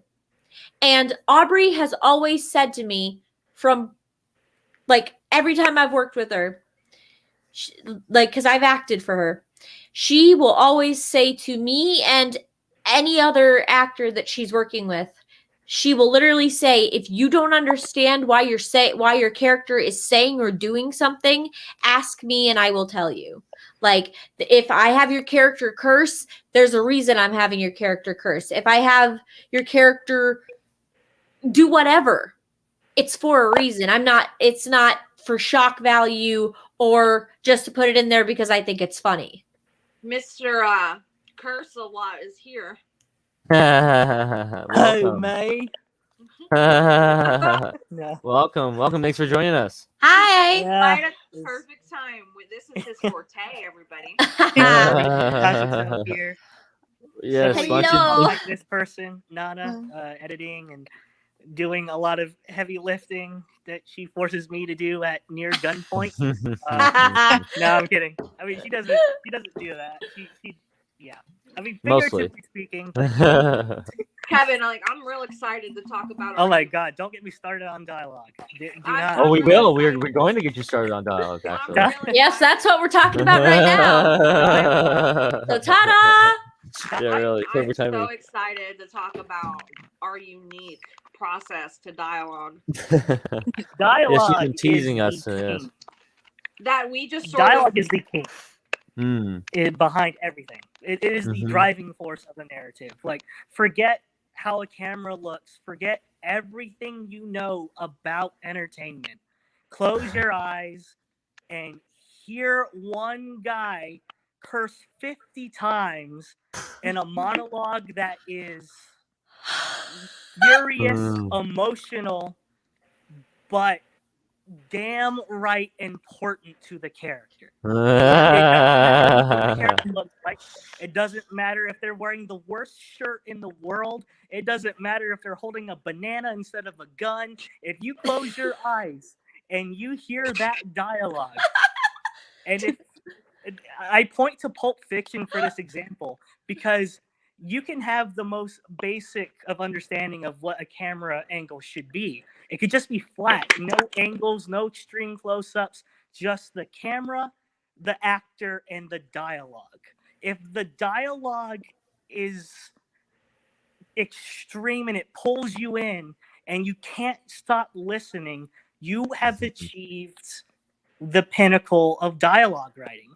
Because dialogue, it can be for 5 minutes, it can be for 3 minutes, 2 seconds, 10 seconds. Dialogue says everything about a character, down to the core of who they are as a person. That is really true. For example, again, I point to Pulp Fiction because Samuel L. Jackson's character is more than a dude that curses 50 times and has and has superstitious conversations with John Travolta. This man, you learn about him in 5 minutes more than you would in most pieces of entertainment throughout 2 hours. Throughout an entire dialogue of him talking to this guy who pisses himself with a gun pointing at him, you know he's a man not only who reads the Bible but believes in God. He's superstitious. He doesn't hold back because it's his job. He's a complex man. He's more than a guy in a suit with a gun. And dialogue expanded upon that notion without having to show a montage of anything else he's done for the character he works for, Marcellus Wallace. And That's so really interesting. Yeah. when you write dialogue, you write it in such a way that it doesn't sound like exposition, but it serves as such in a way that it puts the entire character out on the stage without having to look the nicest in the world or the best in the world or the nicest or the meanest. All of that comes out within the dialogue, and it could be only for 2 seconds. Like in Generation Kill, if you listen to at least 2 minutes of dialogue from any character that is a Marine, which is 99% of the character cast, they are colorful. They are colorful people. They are technical, yet they curse more than sailors ever will. Moms die upon hearing 5 minutes of dialogue from Generation Kill. But it serves a purpose, like what we've talked about earlier, that military people, we do not speak the way you civilians do. We do not sugarcoat. We will curse up a storm because we feel like it. Or if it's stressful. We are human beings. In a situation such as war, it also depends on your backdrop, your theme, your setting. It dictates how people interact with each other. It dictates how people handle story beats in situations such as stress or people coping with, say, like a character dies in the show and how characters react. Well, they're not going to say something flat or PG rated. No, their emotions will flow at even seemingly random points. And dialogue always drives it. You can have the nicest camera angle in the world, but if your dialogue doesn't suit this, and if the character isn't strong enough, it doesn't work. It's like shooting blanks when the camera work is like hitting every beat. So when we're talking dialogue, it matters. All of it matters. Every single word, every single sentence, every single monologue, every single thing something or somebody ever says on a screen, on a page, in anime, in movie, in TV, in even video games, for crying out loud. Yeah. If there's one single line of dialogue that should not be where it is, and it's read so flat, it ruins the entire experience. And as an actor, I was gonna bring that up too. I'm gonna piggyback off what you just said. Like I've seen a lot of times where, like, an actor will get a really, really bad script, and they will have given their best performance ever, but yet people are taken out of the scene because the dialogue, like, for example, if two characters are supposed to be having an emotional conversation, if the dialogue of that emotional conversation does not naturally flow well, it takes people out of the scene, and then people just automatically assume that it's the actor. Like, dang, that actor sucked. Okay, so no, man. That's the writer's problem. Well, no, but that's the thing, though. But like, because the actor, now that, like, and that's what I love. Everybody on this panel is like, because I've worked with, like, I've worked with Kevin. I've worked with Nana. I've worked Oof. with Aubrey. They are all such great writers. No, and I'm not saying that because y'all are my I'm not saying that because I'm close You're with not you saying guys. it because my profile picture is like adorable as hell right now. No, I'm not No. I'm not saying that because I'm like close with you guys. I'm legit saying that as someone who has read your work and someone who has also acted for you guys, and like dialogue affects the acting aspect too, because when a script and dialogue are presented to the actor, depending on what's written, if the script has crappy writing, the actor can only do so much with it. Mm-hmm. Like I've even seen animes where like I've looked at some of the scenes and I've been like, ooh, that was hard to watch. Like it didn't God, sound I know natural. that- Like I know it's that like feeling. this isn't how people would naturally have a conversation. I know that feel. So- Oh my Yeah, God. and it makes me wriggle in my skin. I And use that example a lot. Feedback. Nana. Real quick. Mm. I Yeah. want to so I really feel like God, I forgot it. I lost it. Oh no! oh no, no. Okay. Because Oh, Whitney no. like said it, and I could feel myself. I could feel myself Listen. losing it. Hmm. Oh my I'm God. sorry. If No, you no, if no, you it's if you get okay. back to it, definitely let us know Oh for wait, sure. I Yeah. remember. I got it. Okay. Sweet. Yay. So Kevin, Who? like my dialogue, it's only Cosmo. good because of him. I'm just gonna say it. Like That's and too- I like him and I. Now only this is only gonna work if you have an editor. Okay, so you should have one. If you're a writer, you need to have one. Like what the fuck. But if you have like a good friend that you can like go to, one of the things with dialogue that I do is I like to hear it over and over and over again. Like I know that sounds repetitive, kind of like obsessive, but something Kevin and I do is when you're writing your script, you create your version, right? And then I send it to Kazuto, and then he goes through and he like adds in all his butter. Needs a bit Butter. more butter. And then I'll be like, okay, well, this is a little bit out of character, so I'll take what he has and I'll implement, for example, in Sweb and Millie. Like if Millie, if he sends it back and I'm like, this sounds like her, but this doesn't, so I'll change that up a bit and then I'll send it back, and then he'll send it back until finally, before you realize it, you have a piece of dialogue that is written in two different tones from two different perspectives. Another thing that I sometimes do is I'll take that dialogue that Kazuto and I had completed, and I'll go to Whitney or I'll go to Aubrey or even sometimes Kazuto, and I'll be like, can you say this out loud for me? Because I hate reading my dialogue out loud. It makes She me does. cringe. She has the utmost hatred for reading dialogue out loud, even Mhm. if it's Only hers, absolutely though. necessary. Like a lot of like seriously, Awkward. a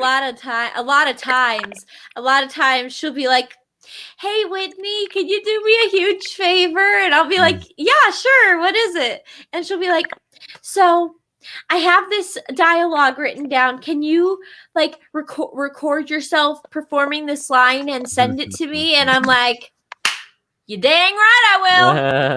You're dang right. That's awesome. That's what I'm here for. That's my job. That's great collaboration. What right I'm there. here for. I forgot what I was thinking about.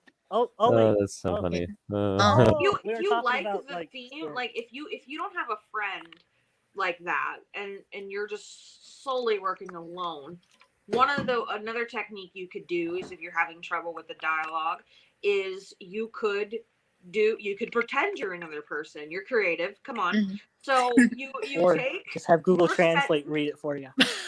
and literally put your spirit into another body. In this case, this would be Freaky Kazuto. Friday? You just Look, are I psychic. am your father. Like, and it kind of works the same for art. Like Hmm. you make a guide and you build on it. Do the same with writing. Make a guide and build on it, particularly with dialogue. You're not going to get it perfect the first time. This is why having an editor is important, especially for dialogue. Like, I don't know if it's just because I'm the lucky one and Kazuto's just awesome, but like, Oh my god, I there can needs still- to be another oh my explanation God. behind it. Stop. So when Full we- stop right there. when Kazuto and I worked with Neptune and we were getting the pilot chapter together, the first couple sentences I can still recite word for word because it was highly edited, which you don't want to edit too much, guys, because you will, I don't know if we'll have time, but you get yourself in an editing loop. Don't do that. But with those first couple sentences in the pilot chapter, I could recite word for word because it was, again, highly edited. I was back and forth with Kazuto for like a good week. Oh my god! And sometimes it takes us that long. Back and forth for like a week with it. Eventually, I got it to a point where I liked it. I then get with Whitney because Whitney is my actor friend, and I had her read it a lot, like over and over and over again. And then I worked with Meg McLean, who is a voice actress in the English dub anime industry. And I then had to say it again. And then, like, Whitney, I was just, like, so done with this dialogue that I said to her, I don't really care. You already know how I want it to sound. Can you please just direct her? Like, please. Yeah. I'm over it. Well, that's and there was interesting, even the well, and you know what? There was even there were even some points. Now, I actually, Nana has pointed out to me something that I didn't even really know about myself. But she's like she one time said to me, "You know, Whitney, I don't think you realize it, but you really have a way with your words." And she said that because she was asking me. Because there was a scene that she was having me read for her to get like the feel of what she wanted Meg to do. This is before I directed, but she's like, I want you to read this for me so I can get a sense of how I want to have Meg do it. Mm-hmm. So I did that for her, and then she's like, I know what I'm trying to say here, but I can't really find the words to describe it. She's like, Whitney, like, if you were to try to, like, explain what was going on to Meg, or, like, if you were trying to explain what I wanted, how would you say it? And I'm like, oh, I would say it like this. And she's like, oh my God, that was better than what I was even thinking. Like, that's a perfect way to describe it. Yeah. Oh, wow. And that's why she wanted me to direct Meg, because she's like, you explained it better than I ever could. And I'm like, I mean, like, mine, like, That's don't awesome. get yourself, like, especially dialogue is difficult. And it's, Kazuto plays a lot of video games, guys. So, oh yeah, with some of the best written dialogue, I think, in entertainment comes from video games, personally, just my opinion. But, like, so it does, I would recommend, listening to characters in movies, like when they speak. You eventually, and I feel like working with Kazuto has ruined a lot of things as well, because there's just little things that I pick up in dialogue when I'm watching movies, and I'm like, ew. And I'm just like, ew. Yeah. It's good to study a lot of mediums, like taking all sorts of like books, comics, movies, take it all in and use it to grow your writing. And like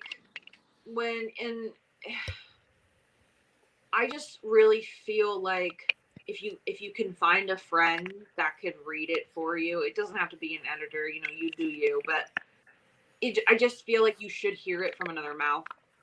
And the other technique is reading it out loud. I personally get embarrassed. I don't know why. Like, I get red and I start cringing. I can't read my own dialogue, so that's why I call these people. Cringe. It's so really cringe. funny. Well, Yeah. hey, I mean, we're always happy to do it. Yep. Yes. But like to No, we- piggy off of. Oh yes, go ahead. What? Oh yes, please go ahead. Well, did I interrupt you? I'm sorry. Oh no, not at all. You're good. Big off of Nana in terms of like listening to all these mediums and like watching all these movies and TV shows and playing all these games is like you get a feel for how the dialogue is written throughout these mediums, and you start to understand why characters tend to curse a lot, or you pick up on personality of how they speak. And it's not just because you're a fast speaker as an actor. No, it's these characters. Dialogue itself has enough depth to tell you almost everything you need to know about a character. One of the best examples, if you're going to watch shows for dialogue, is The Sopranos. And almost all, despite all the cursing there is on the planet, it feels natural for the writing because the dark underworld that it's set in, the mob, is not clean. It is it's stressful. And, stress can lead people to curse, or it's just how they are, One character that I love to listen to dialogue in particular to is Polly, quote unquote, Walnuts. This guy is colorful. He is just colorful. I can't describe it, but whenever he opens his mouth, it's a highlight, mainly because his persona leaks out so much into every word that it takes the center stage. That whenever Polly opens his mouth, it's not just because he wants to talk. It's because it's something important to him, but also important to the story and what pretty much everybody else is thinking sometimes. And and there's this one thing. There's this one part in this episode. He just says AIDS. And then it's just the most hilarious thing of how he says it, because it just turns everybody's heads and it gets everybody's attention, including yours, and it just gets the reaction out of Tony Soprano that just elevates a scene beyond what you would think. It's a serious topic. It's a serious matter for them. And then Polly just opens his mouth and he just says, AIDS? And then Tony is like, nobody's got AIDS. And it just catches everybody off guard, and it makes it human. Polly makes dialogue, along with everybody else, human. Because even in the most serious of things, somebody's going to say something that catches your attention, that catches everybody else's attention, and you just go, what? Yeah, and you know what? I'm gonna piggyback off of that because you just made me think of something. And this is actually a tip that one of my voice acting friends gave me. So when it comes, like, that could also apply to when an actor is trying to really get into the essence of their character, because that's the thing. When an actor is really, really connected with their character, they perform better. Mm-hmm. Yeah. And one of the things that my acting friend taught me was find a token about the character, like whether it be like for example, like if a piece of hair is hanging in their face or something, or an item that they're wearing or whatever, to really like ground you into the character. For example, I'll use Once Upon a Time again. Like, for example, Emma Swan. She has her iconic red leather jacket. And not only does like stuff like that ground you in the character, but also going back to like cursing for a reason. Like, I mean, when you have that thing to ground you in the character, you do what feels natural. Even for, again, going back to Once Upon a Time, the evil queen, Regina, like her token was like, she a lot of the times wore the color black. She wore the color black. And I could just like, because I even watched like behind the scenes with like of what the actress was like off camera. Mhm. And I could tell when she stepped into one of Regina's black outfits, Oh, her wow. entire demeanor changed. Oh, wow. And I like, for example, there was this scene that Regina was in, and all the characters were on a boat were on the Jolly Roger, Captain Hook's Jolly Roger, going to Neverland to save Henry. Mhm. And so they were getting ready for that scene, and Regina was in a black outfit again, and she had the color black on, and I watched as they were shooting the scene, and I could just see the moment where Lana Parrilla, who plays Regina, the evil queen, I could just see this moment where she really, like, after she got into the outfit, she grounded herself in the character, and she did what was natural. And they were confronting a mermaid who they thought was creating this big storm that was stopping the Jolly Roger from moving. And Snow White was telling Regina not to kill the mermaid, and like they thought the mermaid was creating the storm. And so Regina just turns to them and says, "May I please resume killing her? Like, may I please resume killing her?" That's great. And then everyone just shouts, "No!" But just the fact that she got grounded in that character, like, because of that moment where she grounded herself in the character, that whole conversation she had with all the other actors and all the other characters flowed so much more naturally. It's because Yeah, she totally. really got connected with that character and connected with how that character walked, talked, and acted. And So Okay. that's And it's- important. And it like they play off writing and acting like play off of each other more often than we realize. Hmm. It's synonymous with each other. It goes back and Mhm. forth, and acting sometimes changes the script, and the script sometimes changes the acting. Yeah. And it's the back and forth that kind of irons out problems you would hear in a script if things sound so robotic, or if the acting isn't strong enough, or you have to write it differently to try and echo that from the actor. But it just keeps going back and forth. And one of the things that's unfortunate about anime for the most part is that doesn't happen. It's very robotic or industrial in the process of writing it, then recording it. It's set in stone because of the just the the awful due dates that these episodes are set by and these seasons are set by. You can't just be like, we recorded it, but we don't have the time to go back because it might sound better if the character said it this way, or the dialogue Yeah. flowed better this way. Well, And it's unfortunate for that part, because there was this one scene in Ghost in the Shell. Great anime, but this was the worst scene I have ever seen of anything. It's the sniper ambush scene from Ghost in the Shell.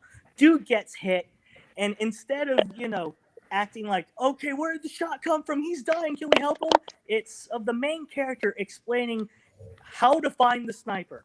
Nobody is concerned about the dude that's bleeding in the middle of the rain. oh trying to wow. find the sniper, and it's just the main character explaining, okay, this is the plan. There's no like urgency. It takes you out. Yeah.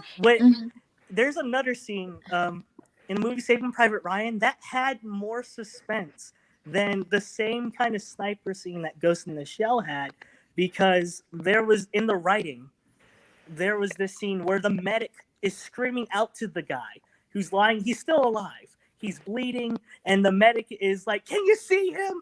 Is he bleeding?" And one of the characters holds the medic back because he almost jumps out there to save this guy, Vin Diesel. He's bleeding out, and he almost jumps out to save him. But the No, don't get sniper me that started on Vin shot him Diesel, isn't man. dead yet. I Well, love me some Vin Diesel. So well, it's and also with anime, there's also I feel like all like English dub anime actors are kind of confined to a box because they have like, because the animation, for those of you who don't know, when it comes to how anime is done, they have the script, they translate the script from Japanese to English, then it goes through adaption, and then like to translate it into how we would talk, and then that is given to the actors. But there's that kind of little confinement, but also the main confinement is the fact that the animation for this show is already done, and they have what are called mouth flaps. And so if I'm trying to find a way to describe the right way to describe this, but you have to deliver the lines in a way and speed where it fits within the character's mouth. And sometimes that can be very confining because you're like if the line is too many words, you have to change it up so that it'll fit within the perimeters of the mouth flaps and make it look like that dialogue is actually coming out of the character's mouth instead of like looking like Godzilla. Or an old Japanese movie. Yes, right? exactly. But the fact that the animation's already done is very, very confining in and of itself, because with the way the mouth is moving and the mouth flaps, again, as I said, it's hard because you never know. Now, if you have this is where really good script writers and adapters come in, because if you have a really good script writer and adapter, you more than likely won't need to change the script at all. Like the actor will more than likely, if they have a good writer and adapter, or translator and adapter, I should say, for an anime, they won't have to pencil in a rewrite of the line to make it to where it'll fit inside the flap. They'll be able to use the line that was given to them, the way it was given to them. And that's an interesting collaboration too with translators and adapters and stuff. I kind of like that collaborative spirit. It's pretty interesting. You know? Yeah, all this stuff is, and that's one of the things I love about this industry is that all of these things like acting, writing, translating, adapting, they all mesh together, and the project can't exist unless they're all kind of you know what, I'm gonna use a reference from The Incredibles. Like, it's like an enormous clock, and the clock only works right if all the little cogs mesh together I'm getting and flashbacks. work together. Flashbacks. That's awesome. Yeah, no, you're totally right though. Yeah. I thought that was the best way to describe it. Yep. Hey, you're right. Oh my god. Oh, that's Okay. funny. I'm sorry, guys. I'm gonna have to get going, but before no I do, worries. I want to leave you with 2 points. One, not making dialogue all sound the same between characters, because Yes. that's always a fun one to talk about. And then 2, knowing the stakes of what your character's going through, like what's the absolute worst thing that happens if they don't get their point across. And Okay. so I just wanted to bring those 2 things up before I leave. But thanks for having me. I had fun. Well, Talk thank to you. guys I really later. appreciate it. Yes, actually, before Bye, you jump out, Aubrey. you have time here just to give us your social media so people can follow you online. Let's see. On Twitter, it's the Phoenix Queen 2, I think. Let me look. I think. I think. I'm not big on social media. Fair It's enough. at the Phoenix. Well, hey, Queen, you can always put but it in the instead of an chat. end, it's a 2. And then I think everything else is just Rewired Creations. Just look for my logo. It should be on the promotional thing. Definitely. But, Yes. Okay. Well, so thank you bye, again. It guys. was great having you. Bye, You have a great night. Aubrey. It's great Bye. seeing Take you. care. Yeah, so we're going to be wrapping up here in the next 10 minutes or so as we wind down here, but let's have a little more time here. See if there's any more questions here in the chat. I can't see the chat. If I leave this page, it kicks me out. And I have Are you to- on mobile, by any chance? Or? Yeah, I'm on the mobile. Oh, yeah, the mobile's not very good. Yeah, like you said, it kicks you out when you leave. It's I know the unfortunate. struggle of using mobile Yes. with everything. Yes, I feel your pain Yeah, there. Oh my I used God. my computer for this because I knew that if I used my phone, it was just going to be a big freaking disaster. Oh yeah, that's usually how it goes, isn't it? So- Now, actually, oh sorry, what was that, Nana? I was just gonna do some key points for the whole 2 hours. So Oh, definitely. Actually, if you Yes. mind, I could before you do key points. I actually had a question of my own that I've been yeah. kind of curious about. Okay. Does anyone here, when they do their writing, voice acting, work, whatever kind of art they do, do you ever listen to music to kind of get you in the mood or anything of that, or get you focused? Yes. Yes. Under Really? Yes and no. Yes. and no. like okay, so in the back of my Scrivener, my story Bible, I actually create a playlist for my series. And they are just songs That's that awesome. I've discovered along the journey of writing it. I'm gonna read you some of the songs. There's like 500 songs in that list. Oh my God, really? Kevin already probably knows 3/4 of this Like already. 75% of the list. Oh, that's A hilarious. good 300 or so songs. I'm like, Yeah, I Kevin, mean- listen to this song. I'm curious. Are they going to be mostly instrumentals? Or are they going to be word music? What we got here? Well, see, for Swevin, I got our own music made. Oh, well, fancy. Yeah, I remember. That's awesome. I remember That's you really- telling me that. I remember you Really? telling me it was original music. Oh Yeah, I wow, remember you telling me that. that's the music pretty that you amazing. see, like with like our, and we're gonna be doing it for Starring as well. Like the music that you're hearing, like in our book trailers that Kazuto organized, they are done by a musician, Damien Dara. That's great. And he's strictly like electronic. Like, oh shit, I should have asked him to come on. That's But funny. he did our music for well, we put out 2 book trailers. The second book trailer I actually prefer, and the music, oh my God, it went so well. Kazuto and him and like Neptune's art, my writing, like it just showcased so much in that first trailer. It's one of my favorites. But my playlist, so the first song is Iris by the Goo Goo Dolls, but it's not the original one. I do love the original one, but I actually did the Breaking Benjamin cover. Oh really? Oh geez, going hardcore on it with that one. Yeah. Yeah, Olivia Lufkin. That goes on for like 300 songs. It's all Yeah. So we can skip down to like 400 on the list, I think, right? Because the other 300 are the same. Oh wait, no, 400's also Olivia Lufkin. Oh, okay. Well, yeah, keep going from there down. No, I love her so much. Like, Oh my word. like we would need a whole other podcast just for me to Oh, talk yeah. about how much I love. Like, Like, Oh for boy. me, it's a yes and no thing. For I have music. Minnie Really? Ripperton. Talk about that. I went from Breaking Benjamin to Minnie Ripperton. Oh god, and everywhere in You guys between. know who Minnie Ripperton is? Whitney might.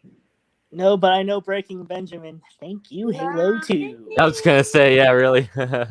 I'll play That's the right. song. It's Know called it too. Loving You. Play it, Whitney. What? It's What? called Loving You by Minnie Ripperton. And then we got Red Jumpsuit Apparatus. Oh, interesting. Some The titles keep hot getting stuff. longer the further Tonight you go from Alive. Olivia Lufkin.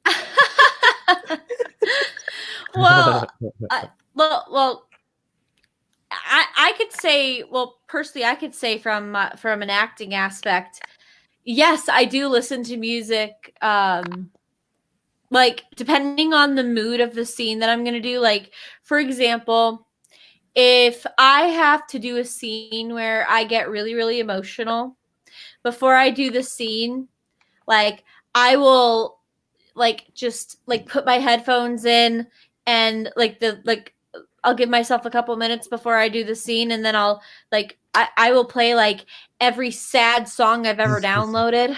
Just a Oh, bunch of sad songs to and honestly, even instrumental pieces that are used in actual shows and movies and stuff themselves can make the scene even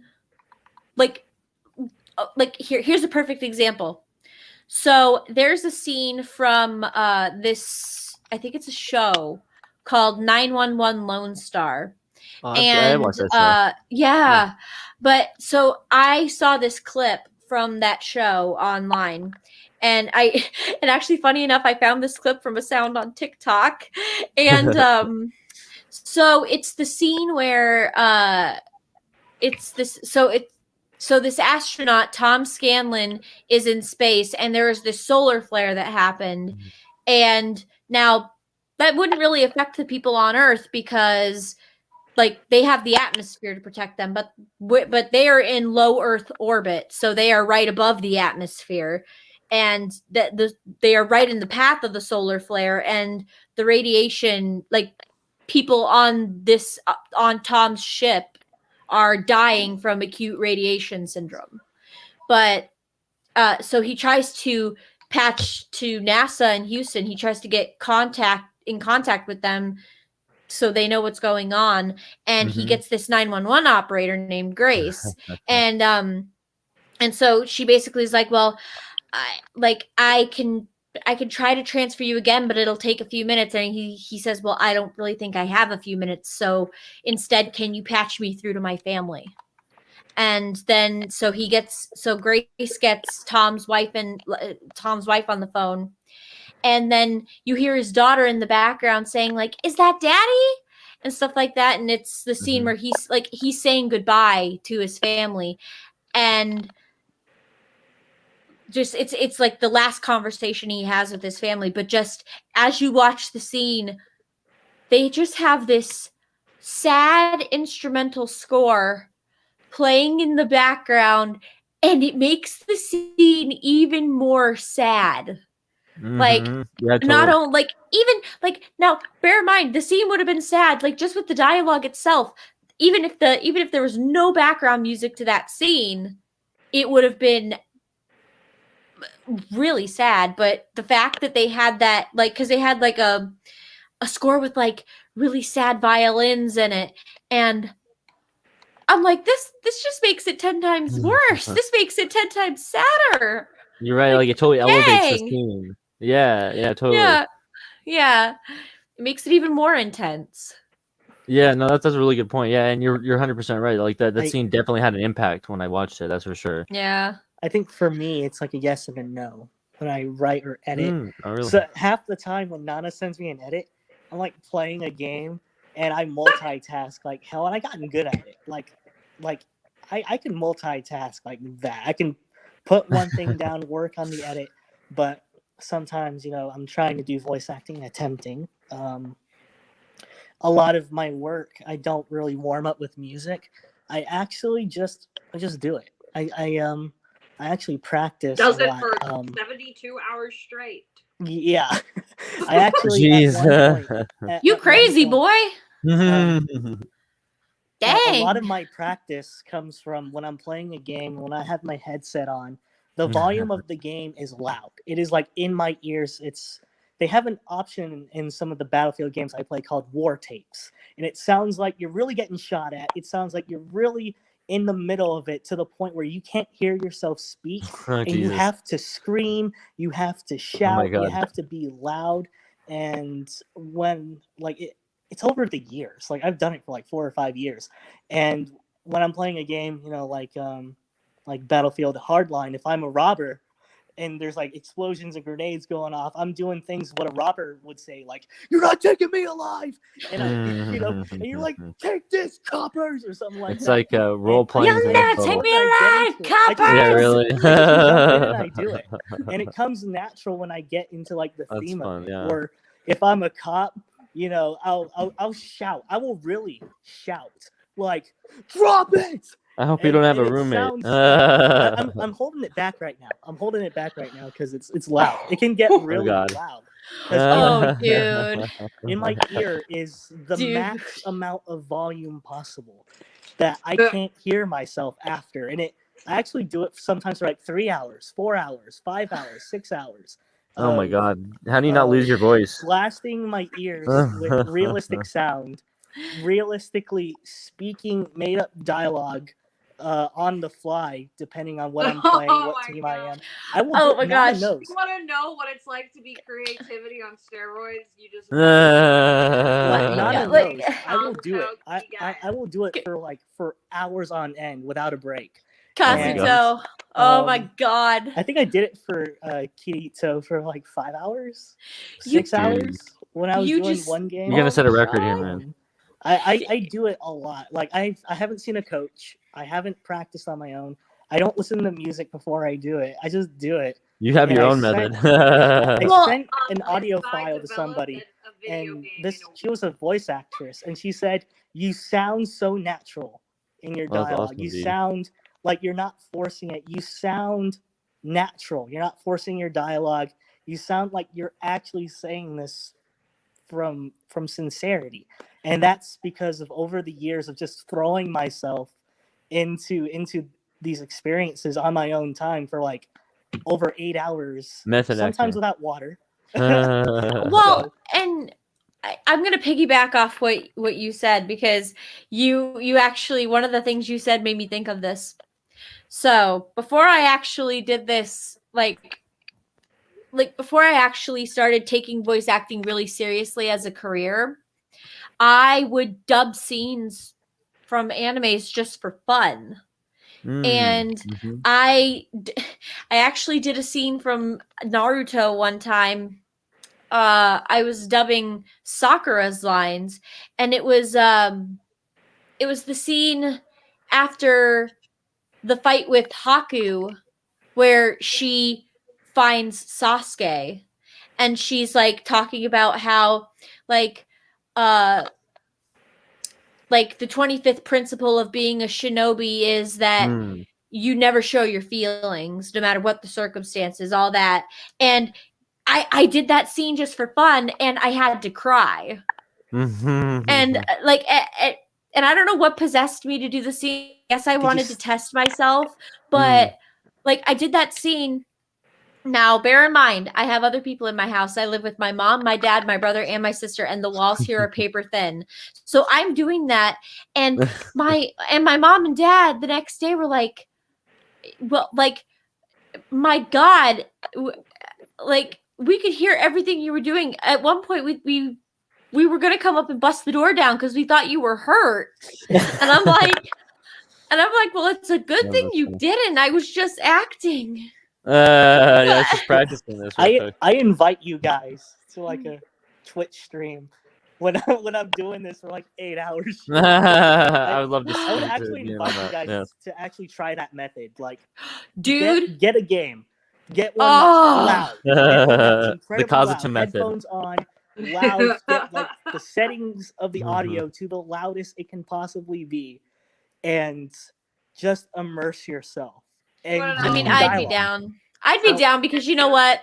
I've been used to making myself look like a fool. So, like, especially in the acting industry. So, hey, I don't give a crap what I look like to anybody Come anymore. on, guys, let's go. I'm robbing banks. for I've the got next no 5 shame days. at all. Looks like Something hilarious is Kazuto here a couple years back created an indie game, and it's seriously just one of my favorite moments on my creative journey. This guy developed a game within a week, and 2 weeks I broke it, and you know how bad I felt. Oh my god, you broke Oh my my God. baby. Look what you've done to my son. Jesus. They massacred No, my we're- boy. Okay, like What are you doing, You Nana? went through a door you weren't supposed to go through. The game. That door is meant to remain locked. Well, I was gonna say, then why'd you put that door there? Oh no! No, You should have locked it. You put a stronger lock Actually, on no, it. you You broke didn't it know. twice. Nana broke it twice. You didn't know how The strong first Nana was time to get she through those broke it, locks. The first time she broke it, she wandered into the darkness because it's a dark Oh game. no. She wandered into Oh, the no. darkness. She walked into a wall.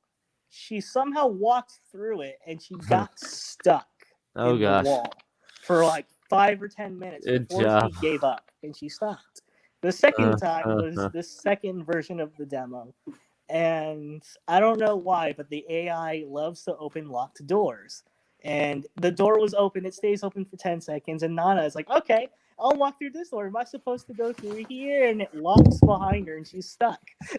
My bad on the programming part, but she gets herself stuck for like a good 10 minutes. I'm just 15? thinking, what the hell?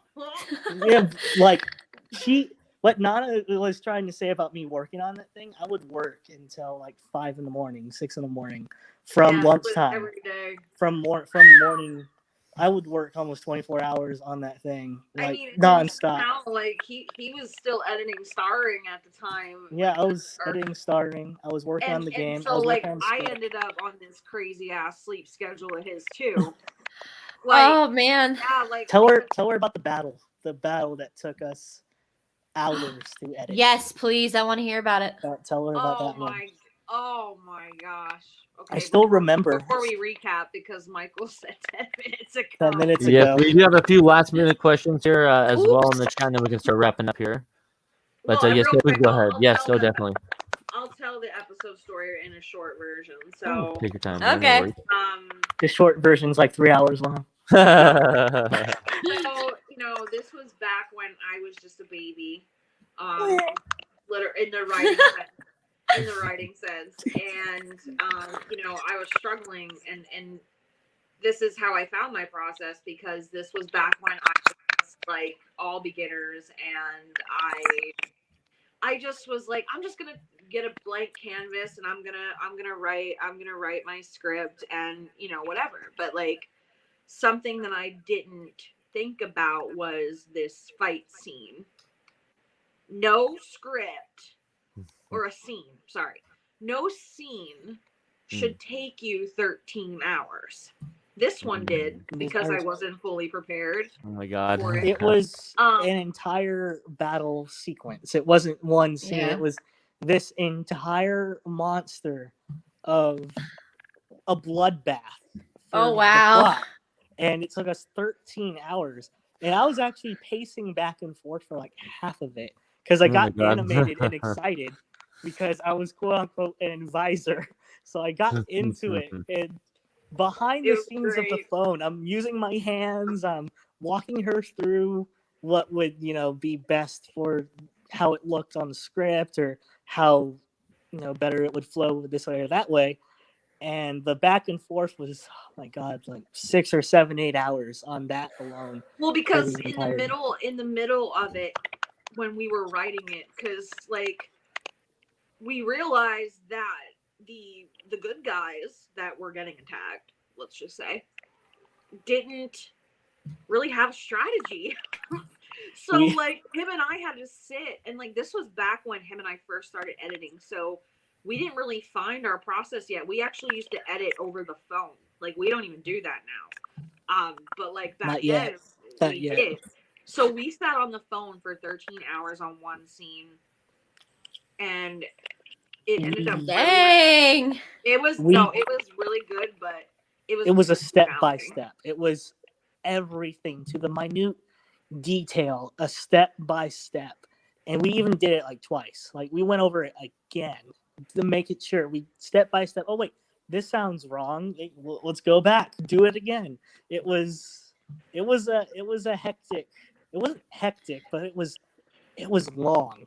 That And it reminds was- me of the podcast with Neptune when we Oh my were God. going more blood, because that actually played into More. that actually played into why it took so long. When we add stuff, Nana was like, "Can we add more blood, more dead bodies and holes where the eyes should be?" Yeah. Fun stuff. That's actually- Well, hey, I Story mean, for another well, day. hey, I mean, Yeah. it worked out in the end, and I'm sure it turned It out did. great. Oh my Oh, god! definitely. It was- Kazuto's famous lines from Star I was Wars. exhausted. I'm perfectly More. okay.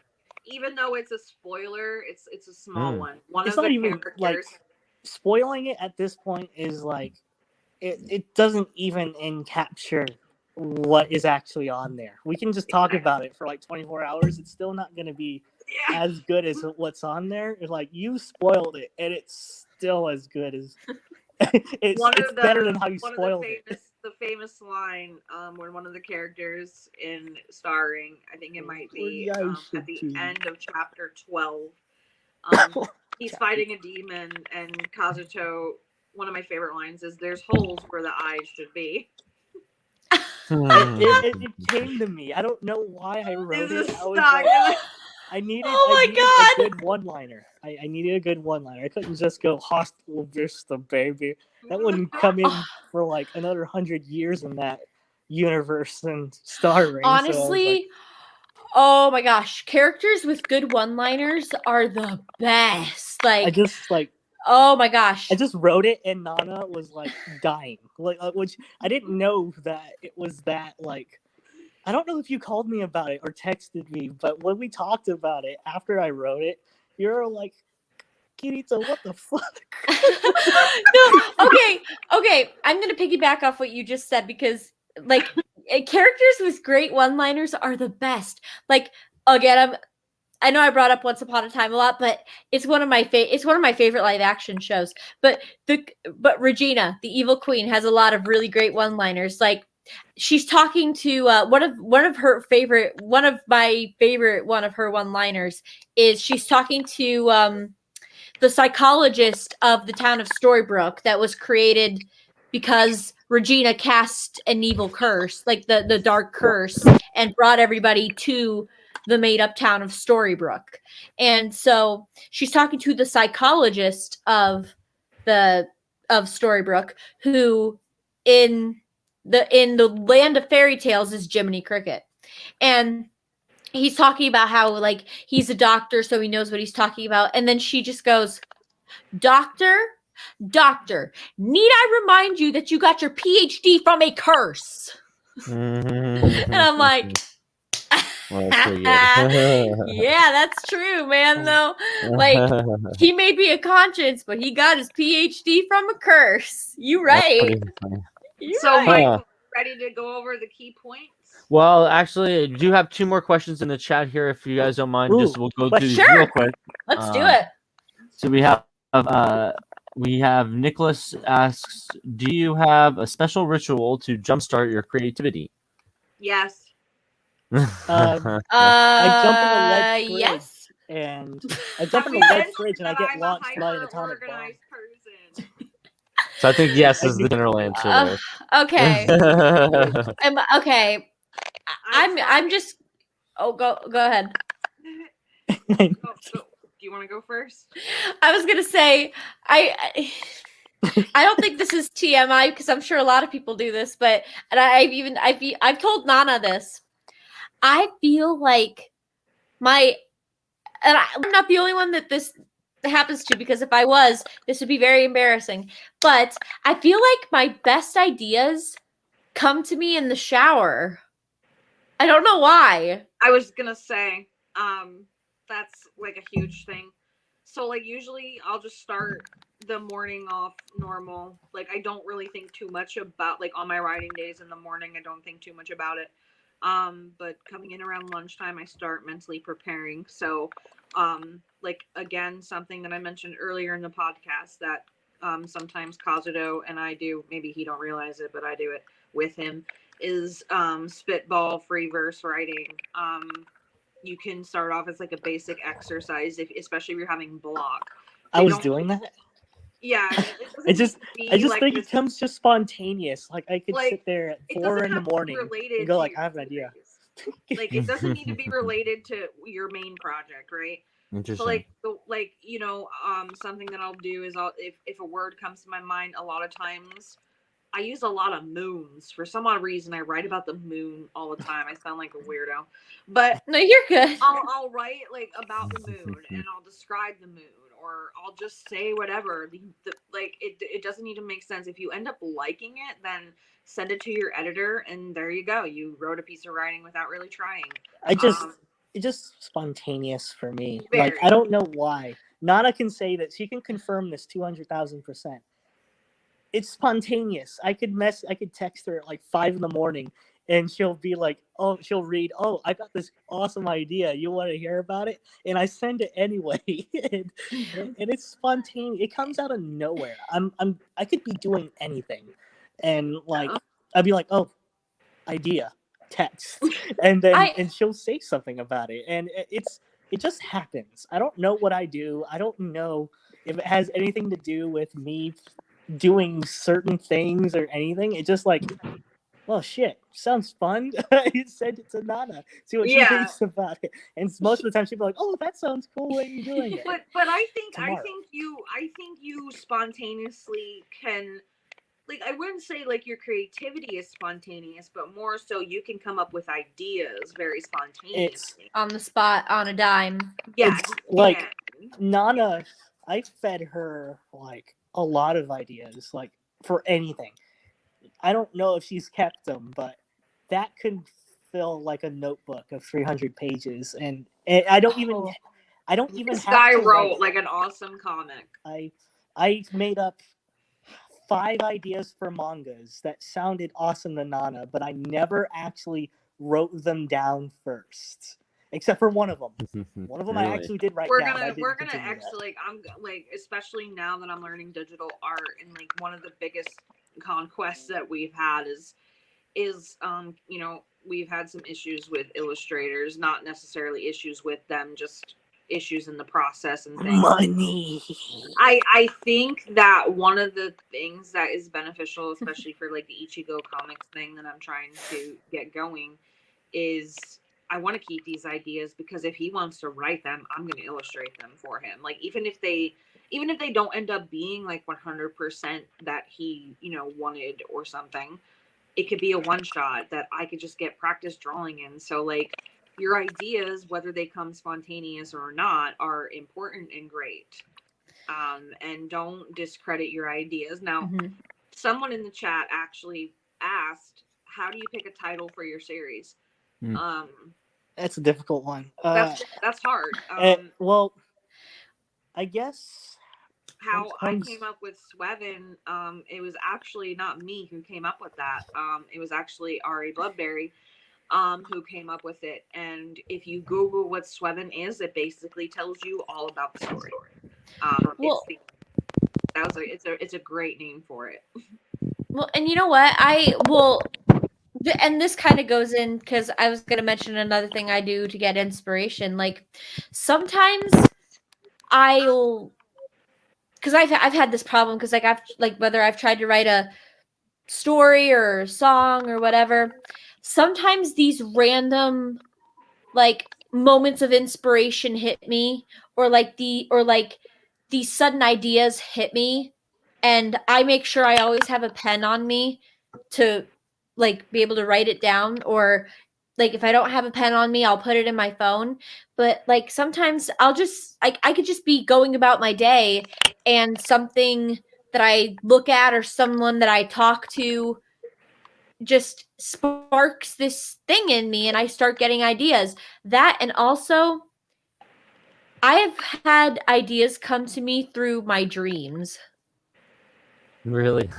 Yeah, I've had dreams, and then I like will write down if it was a dream that was like really, really vivid and really, really interesting, then I make sure to write it down. Like as soon as I wake That's up, smart. before I forget it, I write it down. That's so smart. Yeah, like a dream journal in a sense, right? Yeah. Those are really Yeah. interesting. Yeah, I love that because it really makes you remember your dreams more, and you So, can kind of get inspiration from that. what Yeah. I usually do is word association with theme, setting, Mhm. or even if it just sounds cool.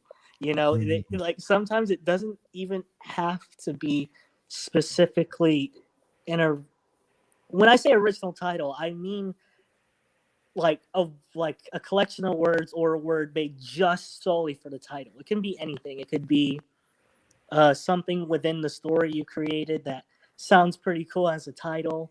Like Mass Effect, for example. Mass Effect isn't made for the title. It's because within the universe, how they travel the stars is through mass drivers. So Mass Effect is a play on what exists in that universe, how they travel through the stars. It sounds cool, but also gives you what's it about. It's not something linear. It's about the galaxy, the universe. Star Wars is simple as, a conflict in the stars. Literally a story a long, long time ago in a galaxy far, far away. A battle of good and evil. War. Star Wars.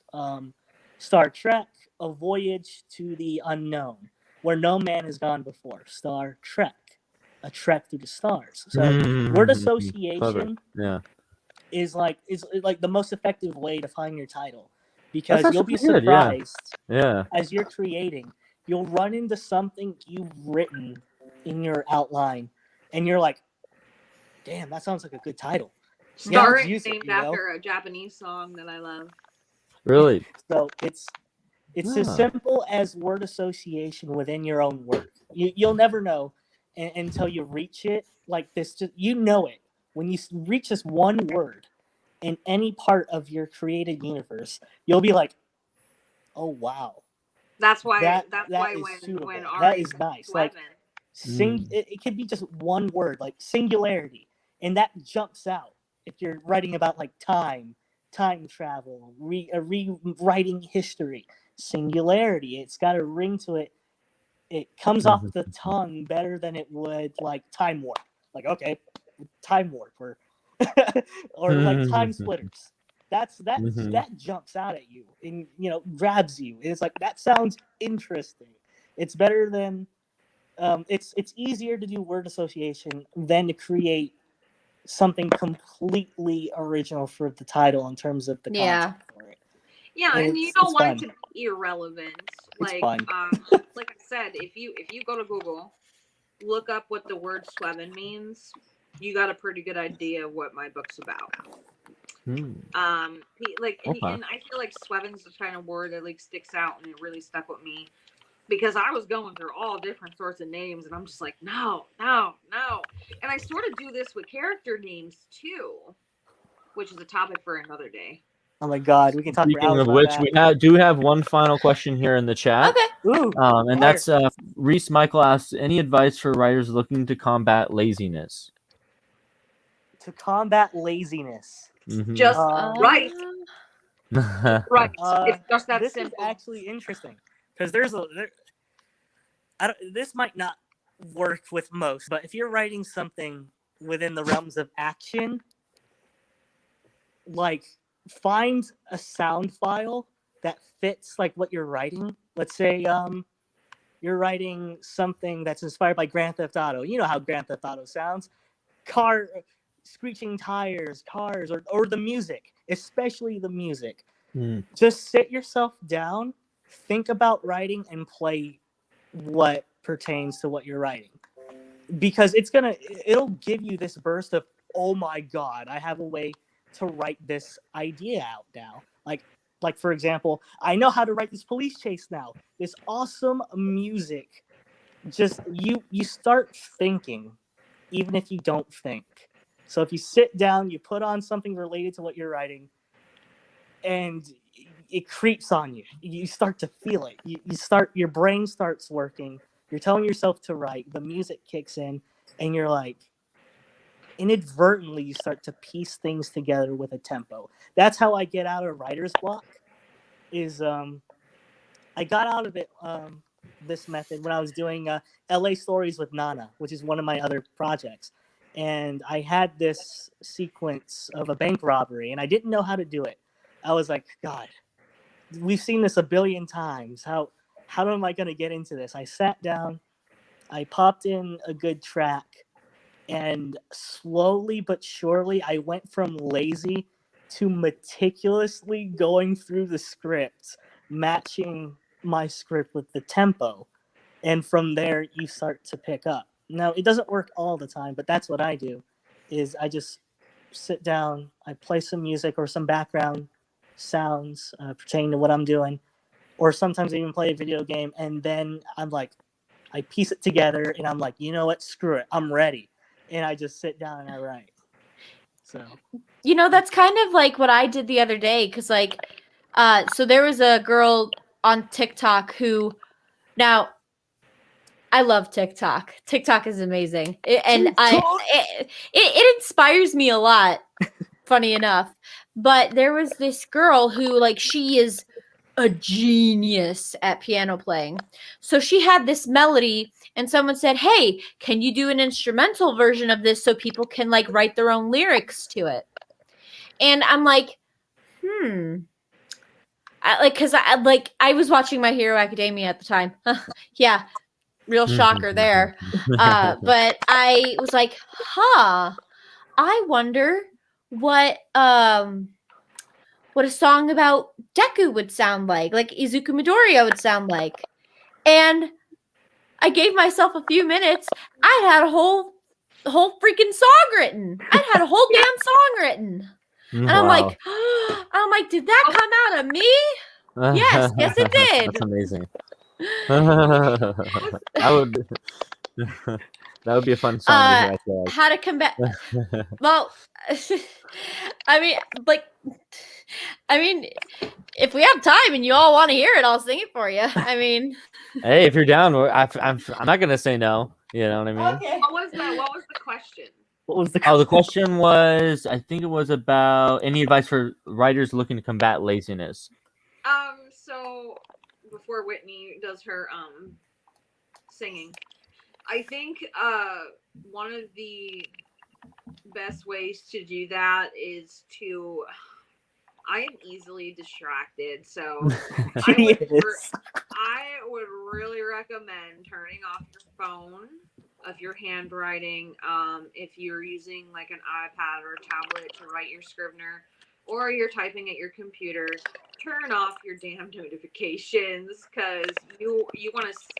I have literally heard the sound of concentration breaking within me. Is that weird? No, like I have heard it. And it reminds me of Inuyasha in the final act when Kagome is doing her this math test that she's been studying for, of course, forever. And here comes Inuyasha, it's a pain in the ass, and he opens the door and it just made like a snap sound. That is exactly what I heard inside of me. So turn off, your distractions. Especially when you're writing scripts, because theme and saying and tone are very important. And when you have your rough draft, that's exactly what it is.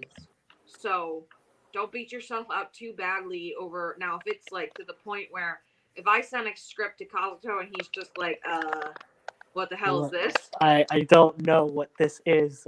Yeah, there's Google Translate for revise. this one. But like,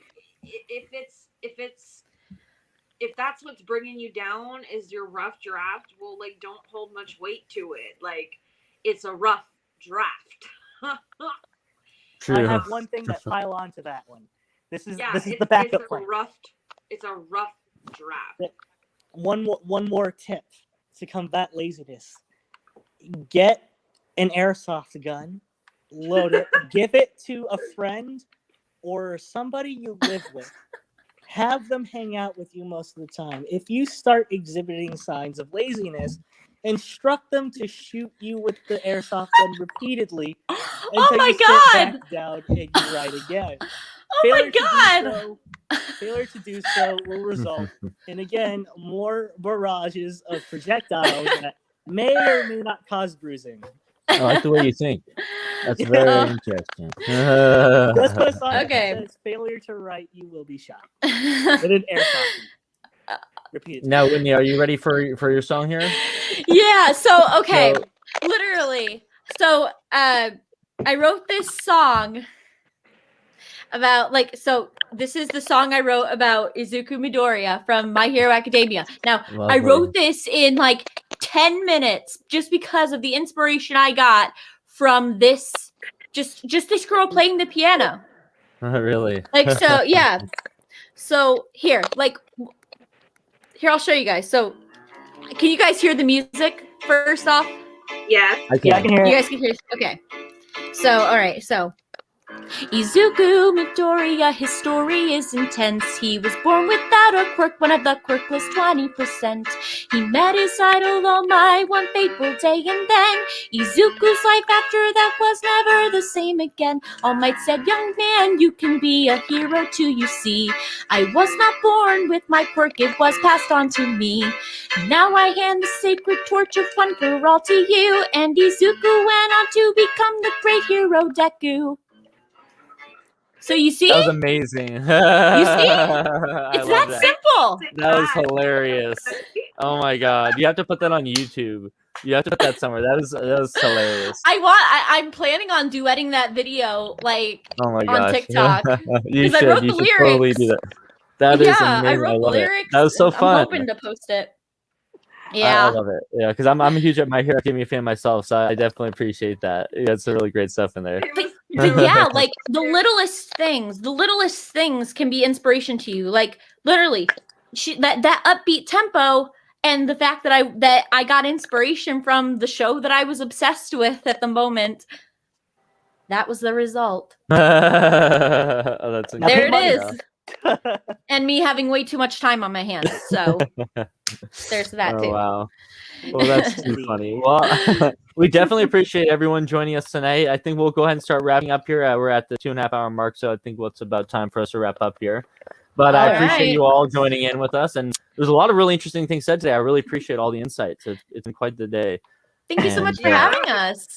Oh, you're very welcome. It was my pleasure. What do you do to inspire yourself? Oh, shoot myself with an airsoft. I bet you didn't think you'd hear that, viewer. Oh boy. Yeah. Well, that's a The only place to hear it right here, apparently. Exactly. We got the exclusives.